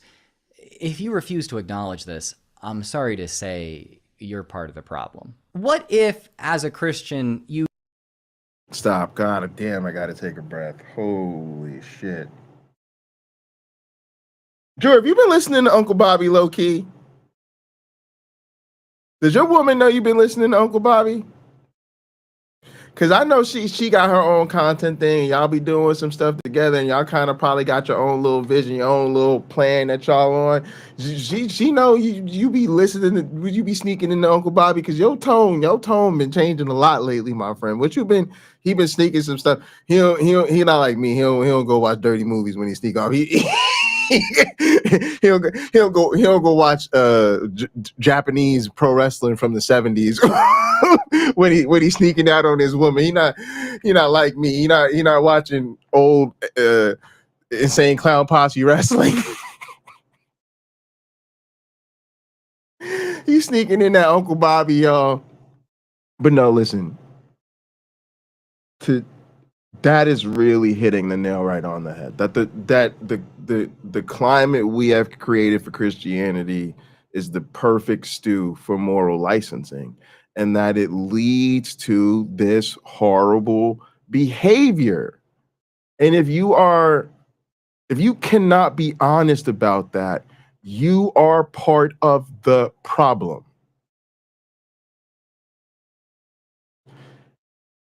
And it's even to the point where literally in our laws, like the religious exceptions. Hang on. I got a little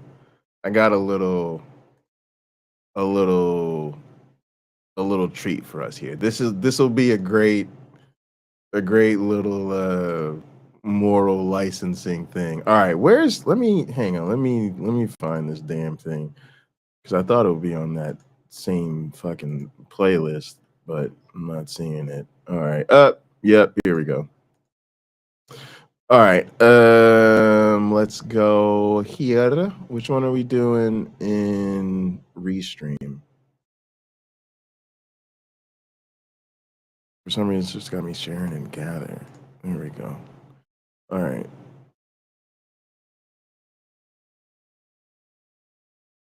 All right, y'all. Check this out. If a priest found out that someone was abusing a child, they have to report that, right? Depends where you live. Most states actually do make religious leaders mandatory reporters. So why did the administration sue Washington State about this law? Well, it was new, and also it was unfairly targeting Catholics. Oh, well, that's not good. Did the law only apply to Catholics or something? No, it applied to all religious leaders. Oh. Did priests have extra paperwork or scrutiny or something? No, I don't even think it mentioned priests.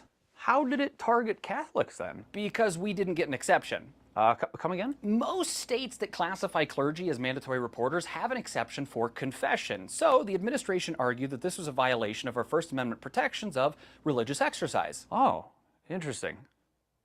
So mandatory reporters are people that are required to report child abuse, right? Yeah, and it's usually profession specific. So think like teachers, counselors, doctors, even law enforcement. Priests? Uh-huh. Am I a mandatory reporter? Depends where you live. Some states do classify that all adults are mandatory reporters. But not in confessionals? Not usually. I'm sorry if this is insensitive, but it just kind of seems like confessionals might be the perfect place to catch child abuse. Confession. This isn't real world road rules. TJ, if you're watching, I've been training, I'm just saying. The seal of confession is central to Catholic doctrine. Priests aren't even allowed to acknowledge that a confession happened, let alone what was said in it. I mean, sometimes you have to break the rules to catch the bad guys. This isn't just breaking the rules. You would be asking priests to choose between prison or hell. If I found out that my neighbor was committing crimes and I didn't report it, aren't I an accomplice or something? No, that's a common misconception. An accomplice is someone that usually has information about a future crime and then does something to facilitate or cover it up in some way. So what do priests normally do if they hear about child abuse in confession? That is a really tricky spot, but usually if it's an adult confessing to something, priests will say,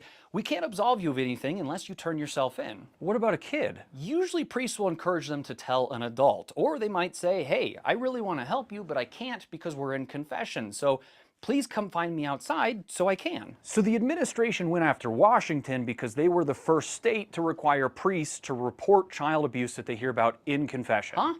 No, Texas, Oklahoma, New Hampshire, West Virginia, North Carolina, there are several states that don't have exceptions for confession.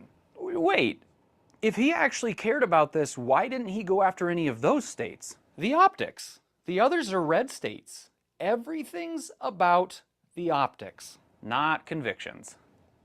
Well, they do a lot to avoid convictions, but not the kind that you're talking about.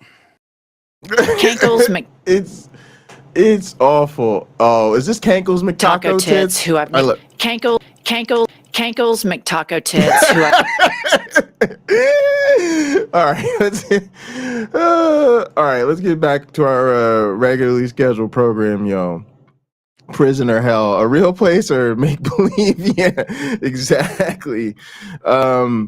But y'all, that is it though, right? It is literally the motivation. Like they're allowed to just say, "Oh, wait, I got my religion, dog. Yeah, my religion." And honestly, like there's no excuse for that shit. You know, I've been, a professor. It's like, what's so different? Like, you're in a position of authority that's important in the community and important in people's lives. You often have young people that trust you or come to you in confidence. You have confidentiality, responsibilities to things that are shared with you by these individuals. At the same time, you have policy responsibilities to the institution, and more importantly, state and federal legal responsibilities. And it means having to understand that and be able to navigate that. It means having to know what situation you're in, and having to tell a student, like, hey, if you tell me certain things, I'm a mandatory reporter, but here are the resources for things like this, and how would you like me to help? Like, there's a whole lot that goes into it, and we all have to deal with it, and you have to get training on it. And every time you go to a new institution, you have to do more training again. And then literally, like, every year they make you go through like the same fucking training again, because it's not something institutions can fucking play about. Okay. So they don't know, you don't know. Did they change something? Did they update a regulation? Did the state law change? Did the university add a new policy? Doesn't matter. Every fucking year. That's how you stay on top of that shit. So it's just ridiculous to the concept of, but no, my duty to people is religious, so sorry, I just don't have to comply. And for it to be so blatant from organizations with such history of abuse, that even when they respond to their own history of abuse, make it very clear that the policies that they change are not about preventing victimization, but really about preventing accountability or preventing outside reporting. And then the government just is like, well, yeah, I mean, but they said it's important to their religion, so like, I guess we got to give them what they want. Like, moral licensing. That's all I got to say about that. Moral licensing. You do acknowledge that Christianity can be or has been used to harm people, though. Should you leave the faith? Yeah, well, maybe we don't want you hanging around, Nitty. No, I'm kidding. We want you hanging around, but we also want our Nitty back. We want our streams, Nitty. Nitty, we want our channel back, Nitty. Nitty, we want our channel back, Nitty. Only to subtract from the social power that bad people within Christianity enjoy? Honestly, no, not necessarily. I mean, I don't call myself a Christian in part for that reason, but I don't think everyone has to do that. My friend just... Nitty, you must feed your algorithmic overlords. Pledge from the channel Esoterica once said something related to this, which has stuck with me. If you want to combat the more extreme versions of religion, being within the religion and making an argument on their terms, that they don't have the monopoly on what is legitimate for that religion, is going to be a far more effective strategy than throwing stones from the outside. I guarantee you, all day, every day. Liberal Catholics telling Orthodox Jews they're wrong. You know what Orthodox Jews are going to say? I don't give a F. Yeah. But when other Jews come to the table and say, yeah, like the way you interpret that halacha, that Jewish legal ruling, in a very conservative way, isn't actually grounded in the tradition, and you're only doing that as a response to modernity, now they have to play ball, right? Now you get... All right, y'all. This is where we just took a hard turn and things went off the rails. Okay, so this is where we transitioned into sort of something we've been talking about a little on this channel, which is what I call the Great White Cope, and it's just like, all right, let's here we go. If only to subtract from the social power. I'm sorry to say, you're part of the problem. What if, as a Christian, you do acknowledge that Christianity can be or has been used to harm people, though? Should you leave the faith, if only to subtract from the social power that bad people within Christianity enjoy? Honestly, no, not necessarily. I mean, I don't call myself a Christian in part for that reason, but I don't. Y'all, this is shit we got to talk about. I'm gonna let it get his little guest in here, and then we gonna talk about this shit. But just suffice it to say, y'all, this is where I had the hard pass. I don't think everyone has to do that. My friend Justin Sledge from the channel Esoterica once said something related to this, which has stuck with me. If you want to combat the more extreme versions of religion, being within the religion and making an argument on their terms, that they don't have the monopoly on what is legitimate for that religion, is going to be a far more effective strategy than throwing stones from the outside. I guarantee you all day, every day. Liberal Catholics telling Orthodox Jews they're wrong. You know what Orthodox Jews are going to say? I don't give a F. Yeah. But when other Jews come to the table and say, yeah, like the way you interpret that halacha, that Jewish legal ruling, in a very conservative way, isn't actually grounded in the tradition, and you're only doing that as a response to modernity, now they have to play ball, right? Now you get to hold their feet to the fire. You might be able to fight Christian corruption and violence from the inside and be more effective in doing so. Dorothy Day and Martin Luther King Jr. both fought from the inside, and I can't argue that they would have done more good as non-Christians. They were constantly called non-believers or anti-Christian, but their insistence that they were in fact Christians while fighting Christian abuse did stir some positive change within Christian culture. Some people followed their example. As you might have guessed already, I don't think the religious labels we do or don't take on are just a matter of cold intellectualism. I kept this video focused on social and moral issues because I think those are more influential on religious identity. It's perfectly valid and more intellectually honest to take an intentional look at what being a Christian means in your social context. Hang on, what? Moral issues, What? cold intellectualism.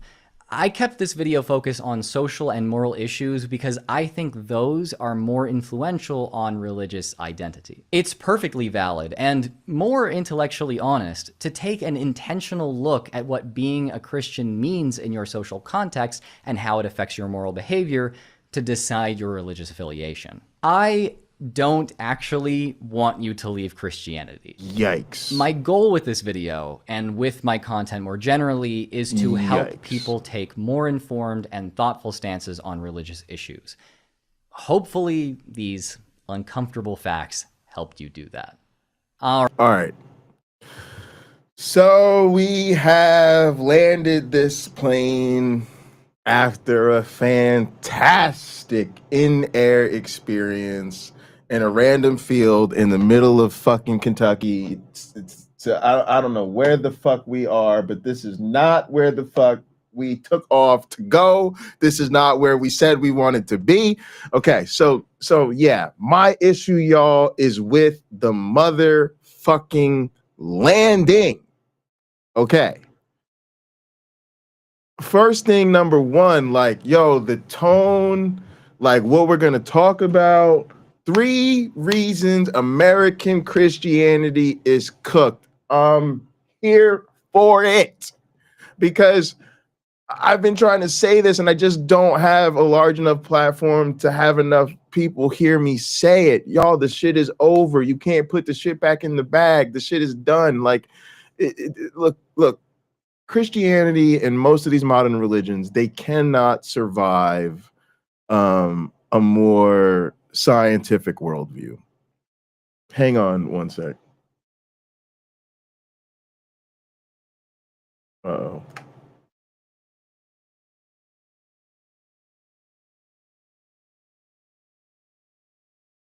All right, sorry, I was just trying to check out my audio.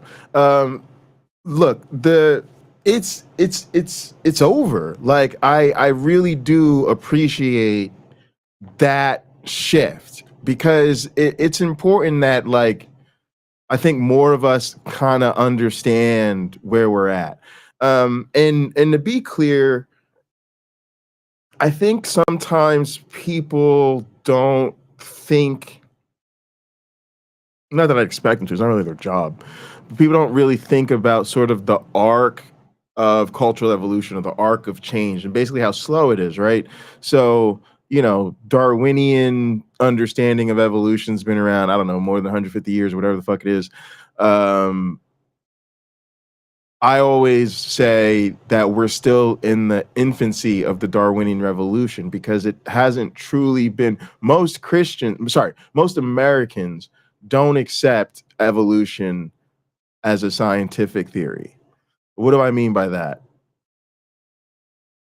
You could say a lot of Americans accept evolution, but when you count for creationists, so people who like don't believe in evolution and just strictly think we were created, and then you account for people who quote unquote accept evolution but think God had some role in it, which is again a theologic idea, not a scientific idea. Most Americans don't believe in evolution, right? Because I'm putting those sort of theistic evolutionists in the not scientific category. Yes, they accept evolution, but they don't accept the scientific version of evolution. Do you see what I'm saying? They accept the theological version of evolution. So we're not there yet. So we don't know what society would look like if most people in society actually not only accepted a scientific version of evolution properly, but had what we call like an evolutionary worldview, which is like the type of thing I try to teach my students, which is like a college class where I'm trying to teach you how to use evolution as like a lens to see politics and social issues and your community and your relationships and business and all of that through. And it becomes, that takes a lot. So one day the world will get there. But we're nowhere near close. We're still in a place where evolutionary thinking is largely housed in biology, when really evolution is more like a law of nature, which really should be the basis of far more academic disciplines, and like that's starting to happen. You see more of an evolutionary perspective across disciplines, but again, that's in its infancy. The same thing is true about science, y'all. We think we live in a revolutionary, like sciencey world because science has changed our world, especially with technology and medicine, and it dominates our world. But the reality is, most people do not have even a basic scientific education. And most of the science education that people get, again, isn't going to leave you thinking scientifically, because it's like the science you get in high school, or like the early science you get where it's like we're teaching you about scientific facts but not teaching you about the scientific method or scientific thinking or scientific framework, or that type of stuff. So then we don't really know what the world would look like if the average person thought like a scientist. Okay, so we might see that world one day or move towards that world, and I really don't think religion would survive if we did. Um, all right, so that's that, and I would give kudos to Drew for um the points he outlined. Uh, the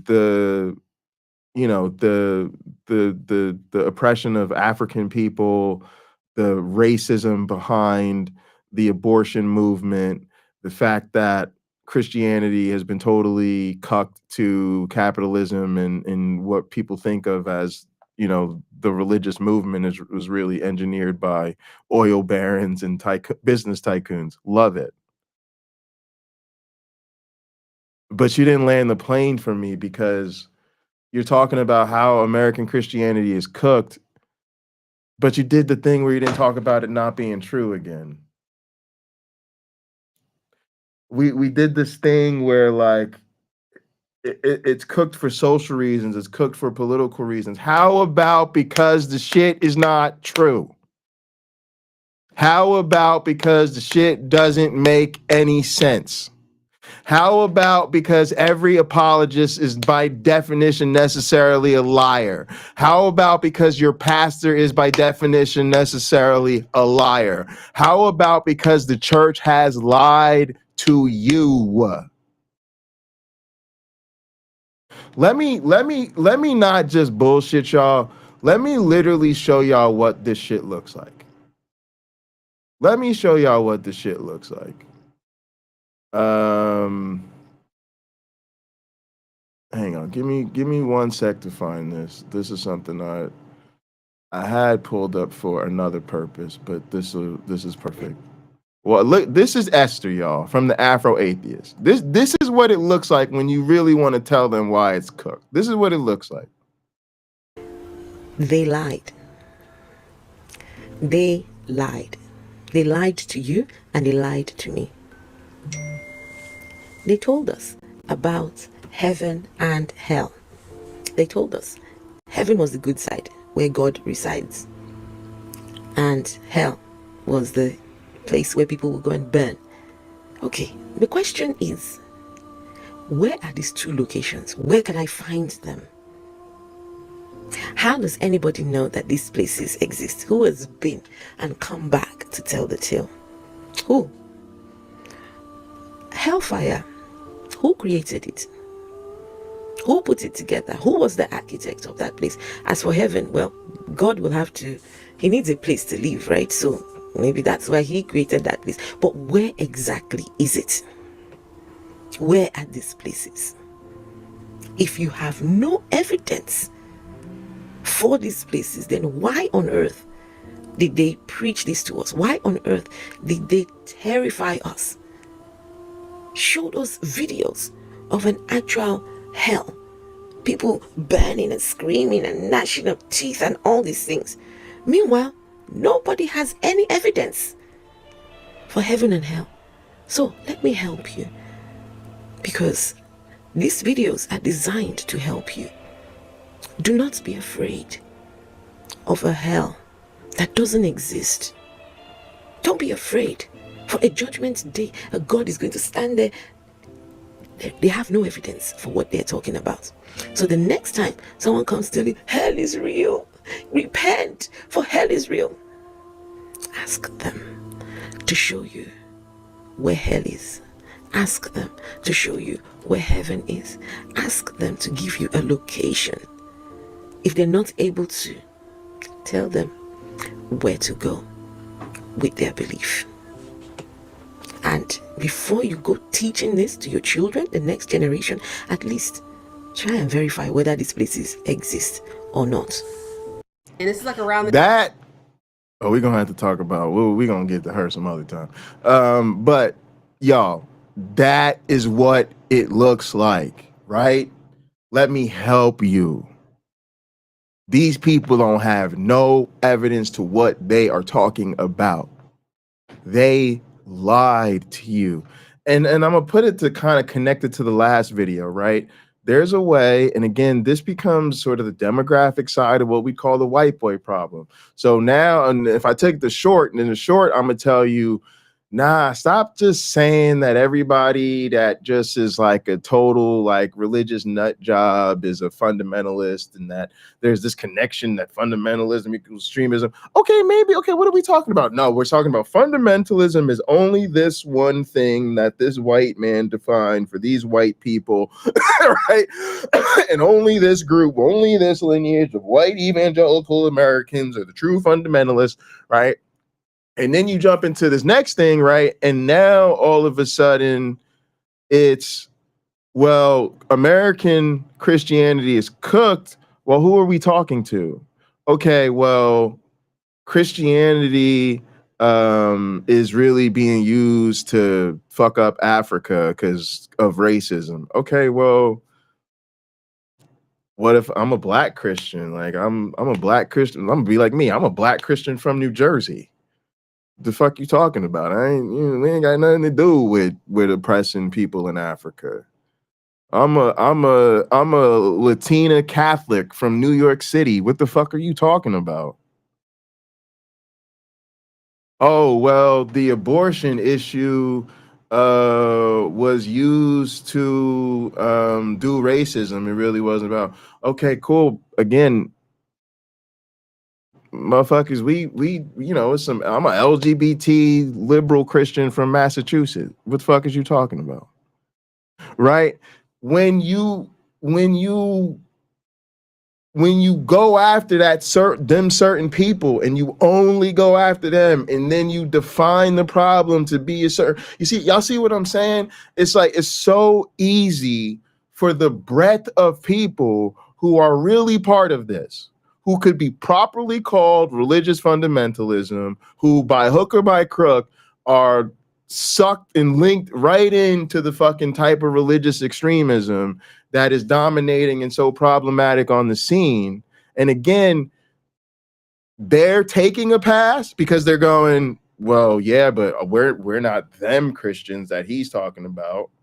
And then they're getting a pass because everybody's going, well, the real problem is these white evangelical Protestants from this one lineage and that vote for Trump that do this, right? And then everybody gets to just say so we're not talking about these other people. Right? Whereas if you look at where Esther's coming from as an African woman, she coming for everybody, every time. And she gonna start with, they lied to us. And they ain't got to back up what they talking about.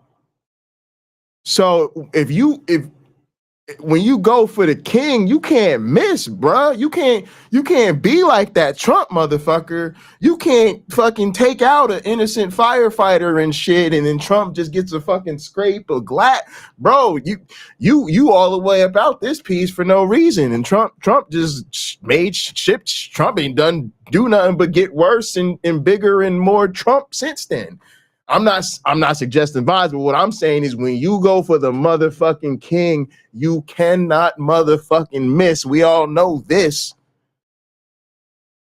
So when you get their ear, I'm with you, bro. Please tell them about the racism. Tell them all that anti-abortion shit was bullshit. And please tell them they sold the fuck out to capitalism. Please. Oh my God. And again, bro, I told you, you invited to the cookout, bring a side dish. You could play Uno, bro. You could play. We teach you how to play spades. Come on, bro. You Drew. We like you like that. But we just want we want y'all to hear and you're, this is what you do. So you make the content so you get to be a helpful example. That's how I see it. I see it as this is a commentary. And y'all, to be honest with you, I'm not really even coming for Drew. As a lot of y'all know, I'm kind of coming for us, right? It's like we're the ones we have accountability with, and we're the ones that we can influence each other, right? And really, when I reflect on a content creator, especially a content creator that's kind of on our side of things, that's when I'm really trying to cue my audience that like this is a useful example of something I see as being a problem within our community, within our space. So it's not really like what Drew's about. It's the fact that I think Drew so eloquently articulated to me how the direction a lot of us would go in falls flat, right? And I understand why we want to go in that direction. And he went there. He literally was like, let's talk about the racism. Let's talk about all this fucking money y'all are putting into oppressing LGBTQ people all over the world. Let's talk about the missionary bullshit. Let's talk about the capitalism. Let's talk about the racism. Like, bravo, we're there, right? But then when you go to land it, out of a need to not challenge people in certain ways. And I think about making people comfortable. And again, I understand that that's Drew's content. That's why it's not personal. Because again, I told y'all at the beginning, his content is that safe off ramp. It's that safe off ramp. So he is focused on doing his thing in a way that people are comfortable with. But where we're at and where we're situated, we're also understanding there's a need to be critical about these things because there are consequences to the compromises that we keep making, right? And so my thing is, if you land on the social issues and you land on the political issues and you're trying to get these people on a sort of on the right side of history, you really miss an opportunity if you don't get down to the truth of it. Because for so many people, you're not being realistic. And this is why I call it the great white cope. I'm not trying to be a dick. It's just I do notice that this demographic, their commentary consistently goes in this direction. And the reason I call it cope is because it's like so many other things that we're critical in this space of. I think it's a comfortable fantasy. It's a comfortable fantasy to say part of the solution is, hey, don't leave religion. Just stay there, become one of the good ones, and like fight the good fight from the inside, because they're more likely to listen to you if you're one of them, so it's more effective. That shit sounds great. That sounds fantastic. The problem is, I don't think it works. I don't think it works like that. That's not how religious identity works. And then I will also tell you, there's a lot of us who have the lived experience of trying to get down like that. And whew, it's a tough road to hoe. Like, it just doesn't yield results. Most of us do it motivated by relationship or motivated by community. So either it's people in your life that you're invested in, so you're having those conversations and you're having those back and forths, or you tried to do it from the inside for a while, or you were part of a church or part of a church community, or like me, a minister or worship team, whatever you were doing like that. And so, you know, you had real reason to like be in relationship with these people and try to make those changes from the inside. And a lot of us know it just doesn't work. It just doesn't work, because the truth is, when you bring yourself to a certain doubt, or you start to doubt certain things or question certain things, your purity will get checked. Like, that's a culture that doesn't hesitate about purity checks. And it's just, so are you questioning this? Are you doubting this and certain things? And after a while, then the dissociation happens. And people put their religious identity above all else. So they might be ostensibly feeling you in terms of not being racist, not being prejudiced, not being part of the harm the church has caused and all of this shit. But if you don't hit it with the real need to like, is the shit true? Is the shit even real? You allow them to double down on the fact that the solution is for them to be the good Christians that can change things. And to me, like, I'll say this: if you want to say I'm wrong about it, fine. Show me. And that's what these people haven't done so far. That's why I call it cope, because you're asserting something is more effective rather than demonstrating that it's more effective.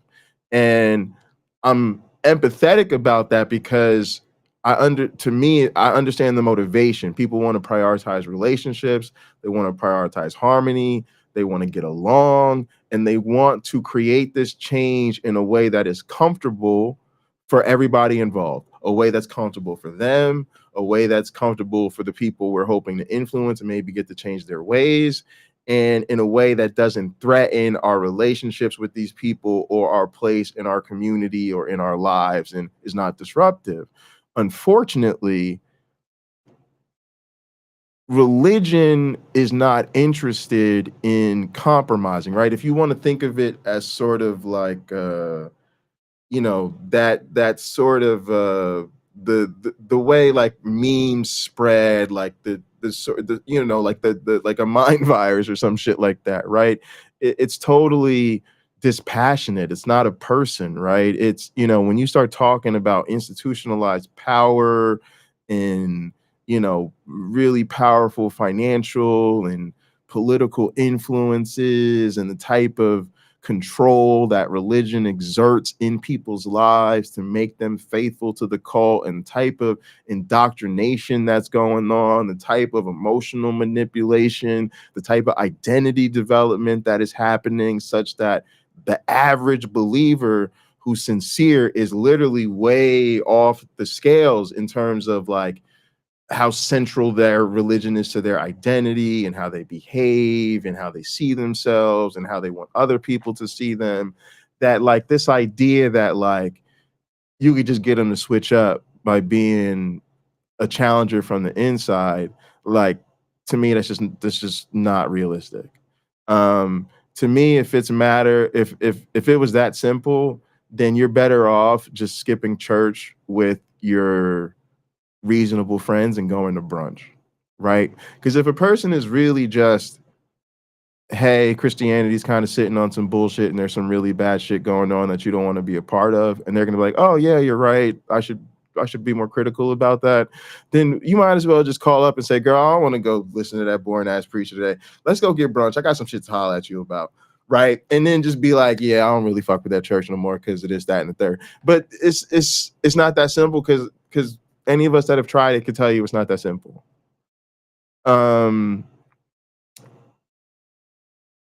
Now, here's where it gets to be an even bigger problem for me.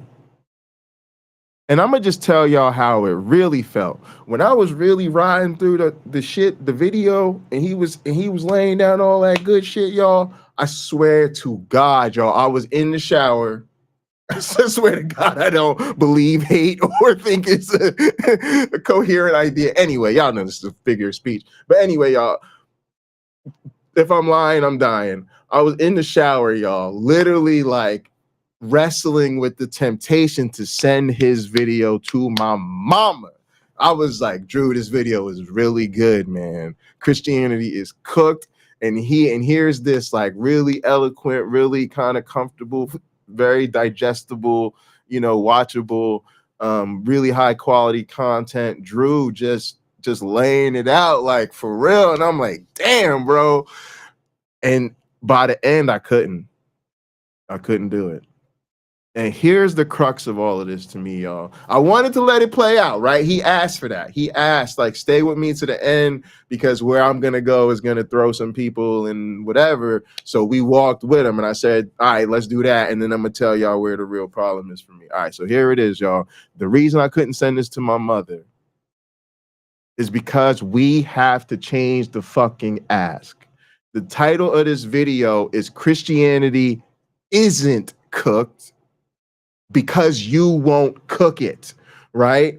And I mean that. And that's the sense of, I love his video to say Christianity is cooked, but then when you land at not even confronting the bullshit of it all, and then on top of that, explicitly not asking people to leave, that's where, y'all, I honestly really do start to be much more critical of atheists than I am of believers. You have to remember, a lot of believers, they're on a spectrum. There's, billions of people who believe in all types of shit. So it's very hard to paint them all with a broad stroke.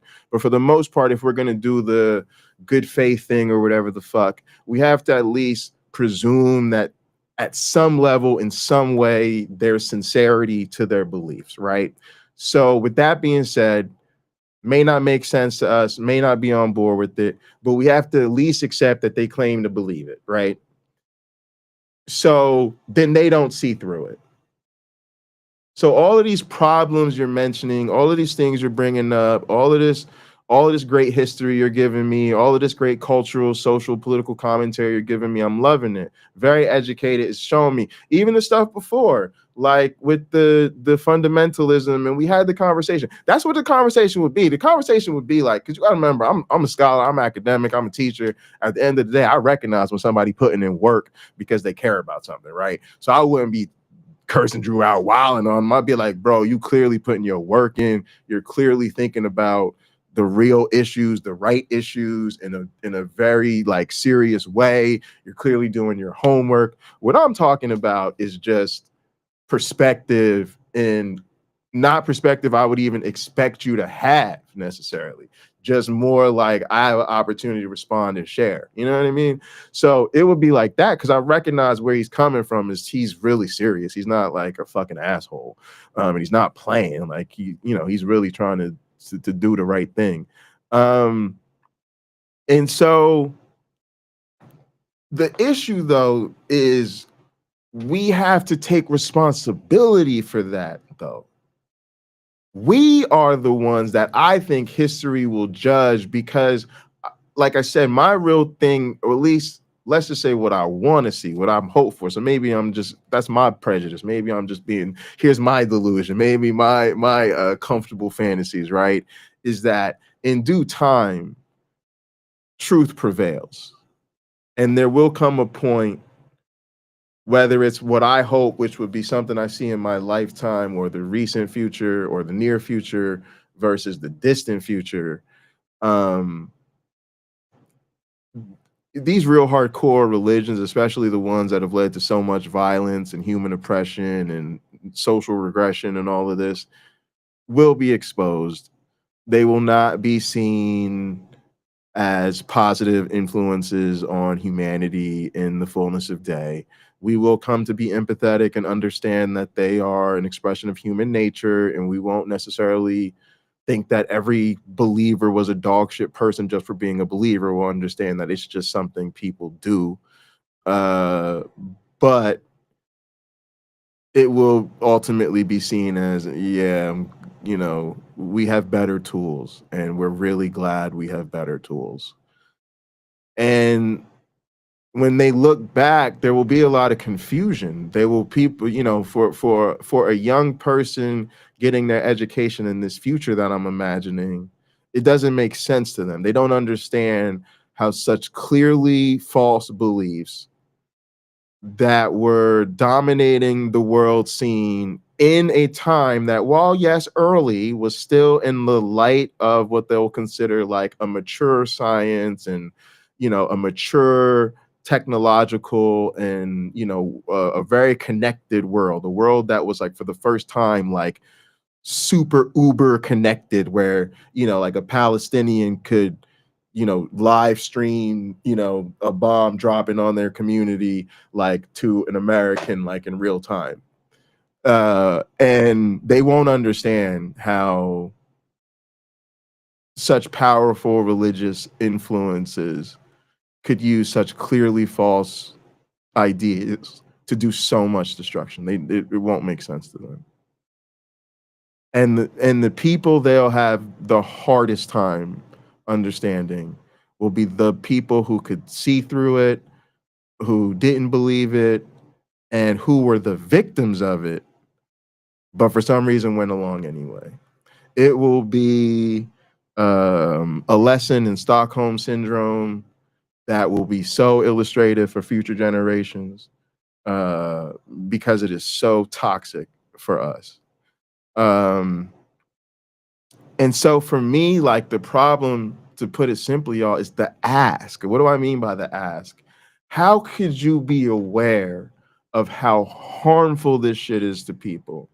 The fact that it's not true, the fact that nobody signed up for this, and then not ask them to leave. Yeah, I know you're part of the KKK and you burn crosses in people's yards and terrorize black people and literally like kill them. But I know it makes you feel like a valuable part of the community, and you guys have the cookouts and the barbecues and the blase and the Glavinoids.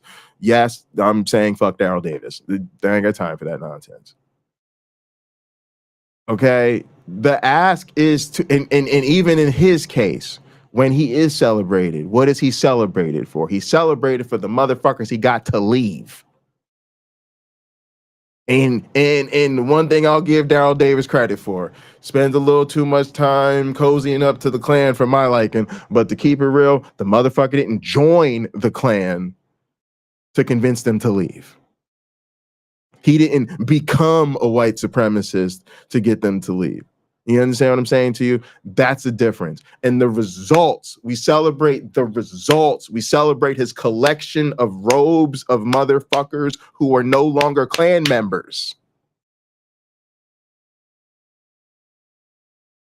And you just so articulated how this Christianity shit is fucking us all the way up, including atheists.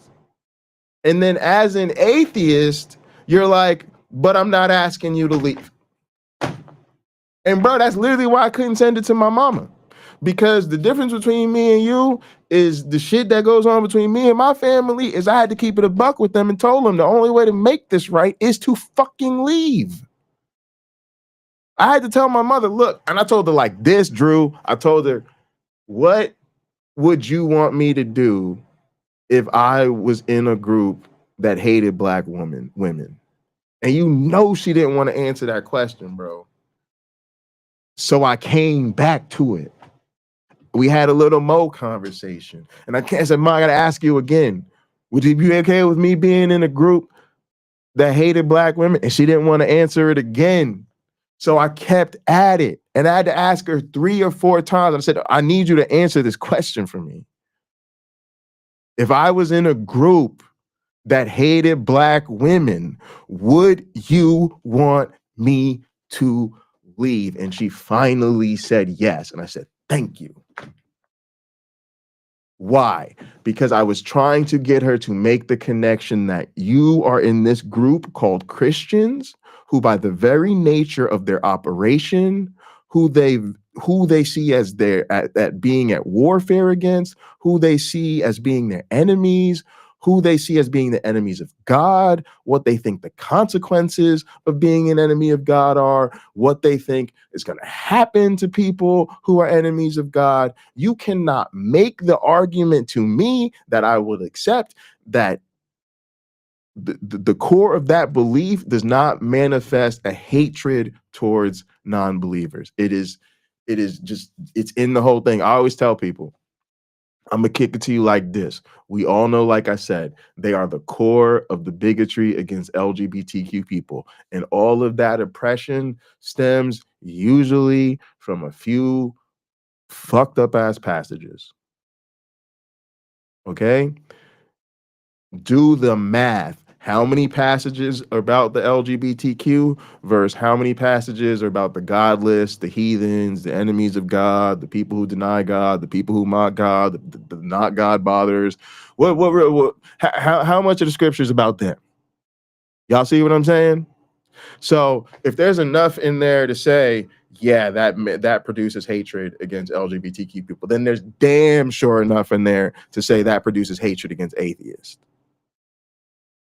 So that was the connection I'm trying to get her to make. You are part of this group and you make it your identity. You spent your whole career making good money, giving them 10%, you financially on top of whatever you were offering, doing your services. Shit, I grew up doing sound for my mother's group. My mother used to be in like an actual like gospel like recording group and used to fucking, make records and do shows and shit.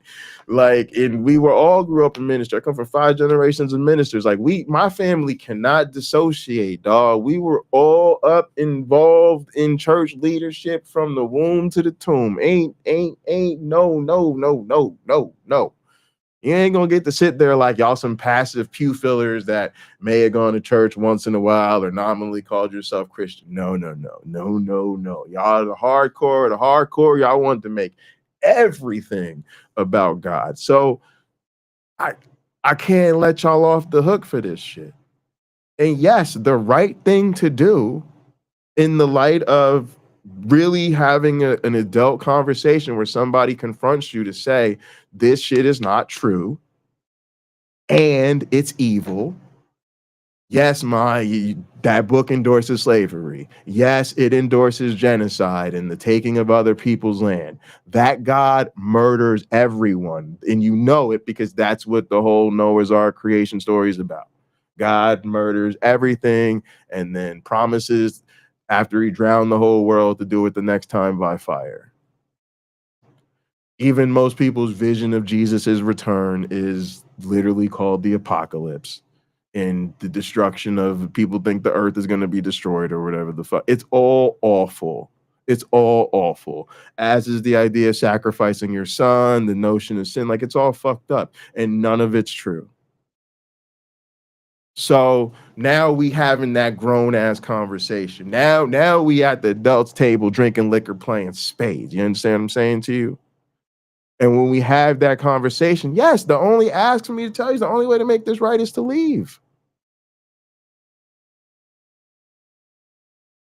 And so I hate to say it, but it goes from bravo, kudos to you, to how dare you?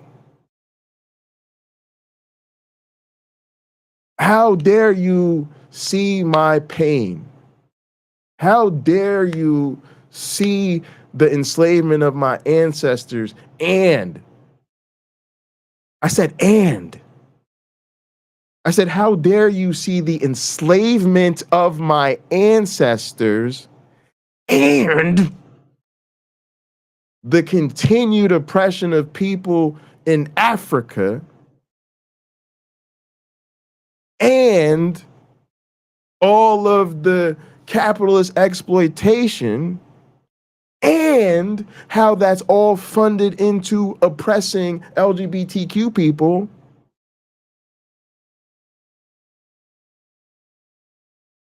And it's cool with you if they stay.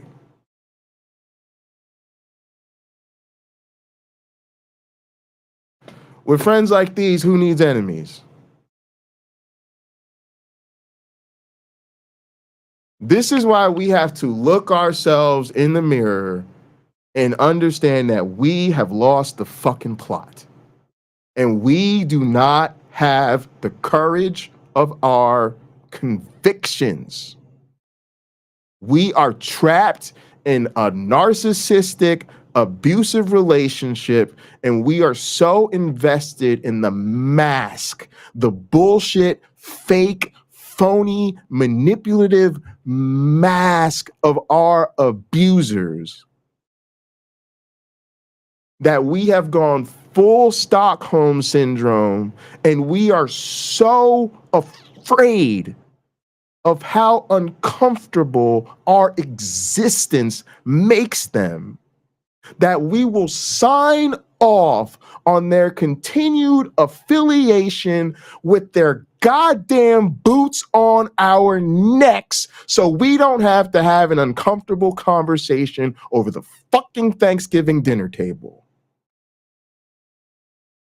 What the fuck are we doing?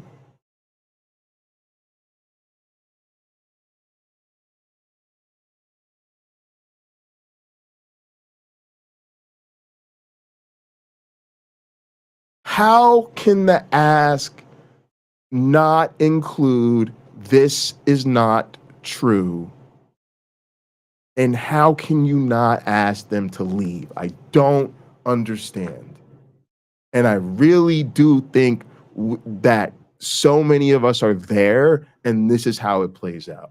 This is how it plays out when you actually come out strong with the let's prioritize humanism and let's prioritize stopping oppression and let's prioritize ending racism and let's prioritize ending bigotry. But then we won't go for the fucking kill by exposing our fucking enemy as having a fucking house of cards and goddamn nothing.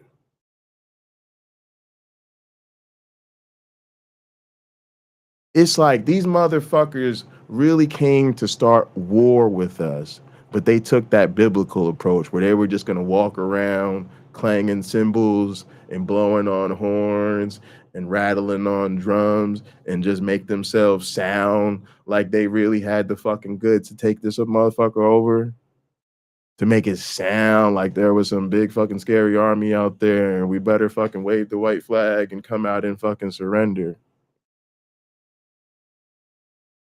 And instead, what our motherfucker ass is doing is we got our scouts and our fucking spies up on the top of the fucking tower, and they're fucking looking at each other and they're laughing at him. Like, look at these motherfuckers. Don't they know we got the fucking nukes up in this bitch? Don't they know we got all the fucking weapons? Don't they know we got the motherfucking truth on our side? Don't they know we got all the fucking real ones up in this bitch? Don't they know they dealing with the side that's got science on this side and fucking humanism on its side and fucking progressive values and making the world the best? We got the motherfucking goods. These motherfuckers showed up with some symbols. Look at them bashing on the symbols. They ain't got a fucking arrow amongst them. Not one fucking arrowhead amongst their entire fucking army. I don't know if is that an army or a fucking boy band. Ain't about 6, 7 but these motherfuckers at the beginning with. Just laughing our fucking asses off. Just looking at them, seeing that they ain't got shit. And then turning around and being like, but I guess we should surrender, huh? I guess we should just give it to them. No, we should just, yeah, because they'll talk us to death or something, and they won't want to eat ice cream with us or something. So I guess, like, come on, y'all. They ain't about nothing. They ain't got shit. You need to tell people they ain't got shit. And tell them they need to lead us. You need to get up out of there. Whew.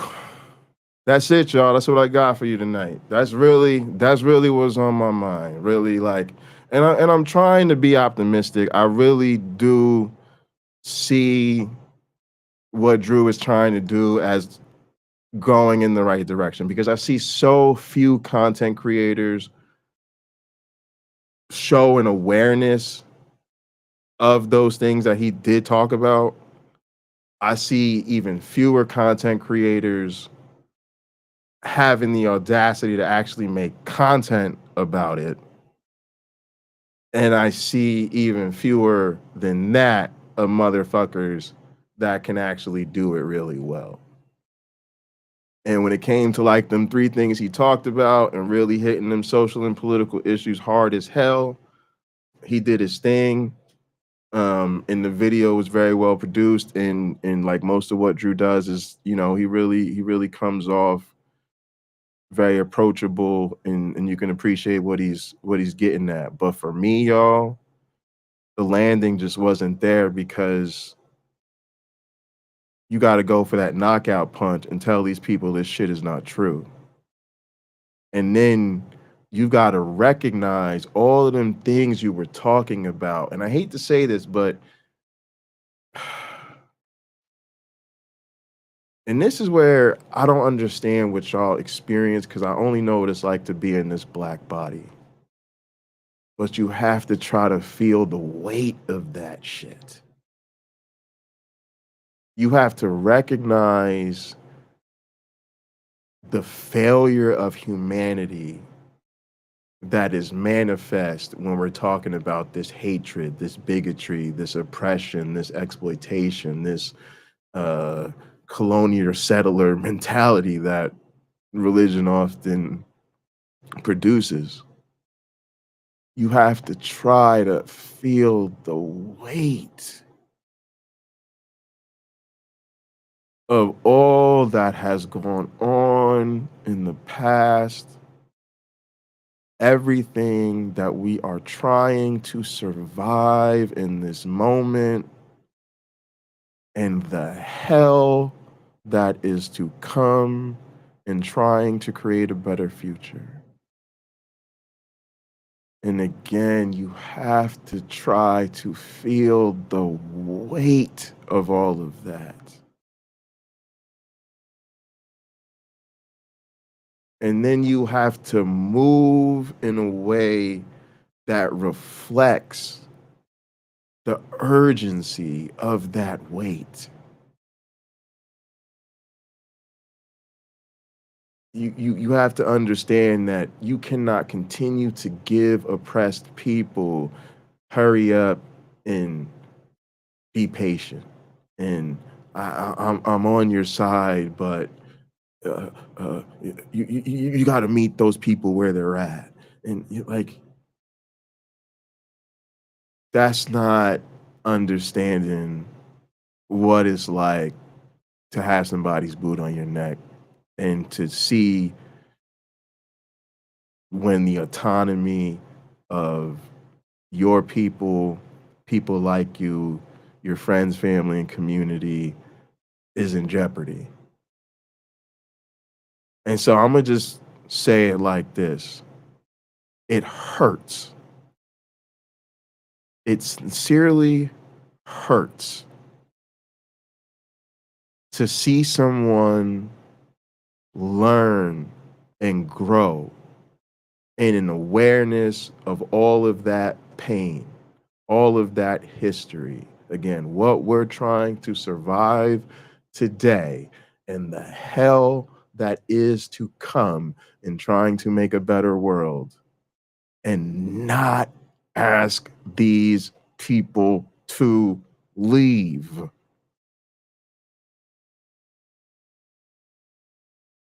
It hurts. And I, speaking for myself, because I damn sure don't speak for other people in this space, would find it awfully encouraging, and I would really appreciate it if you did ask these people to leave. All right, y'all. I fucking love y'all. I fucking appreciate all y'all for showing up for this. You know, we'll start with an asterisk, end with an asterisk. I don't want nobody going after Drew. That's my man's. If anybody wants to share this with them, or you can, I'm totally with that.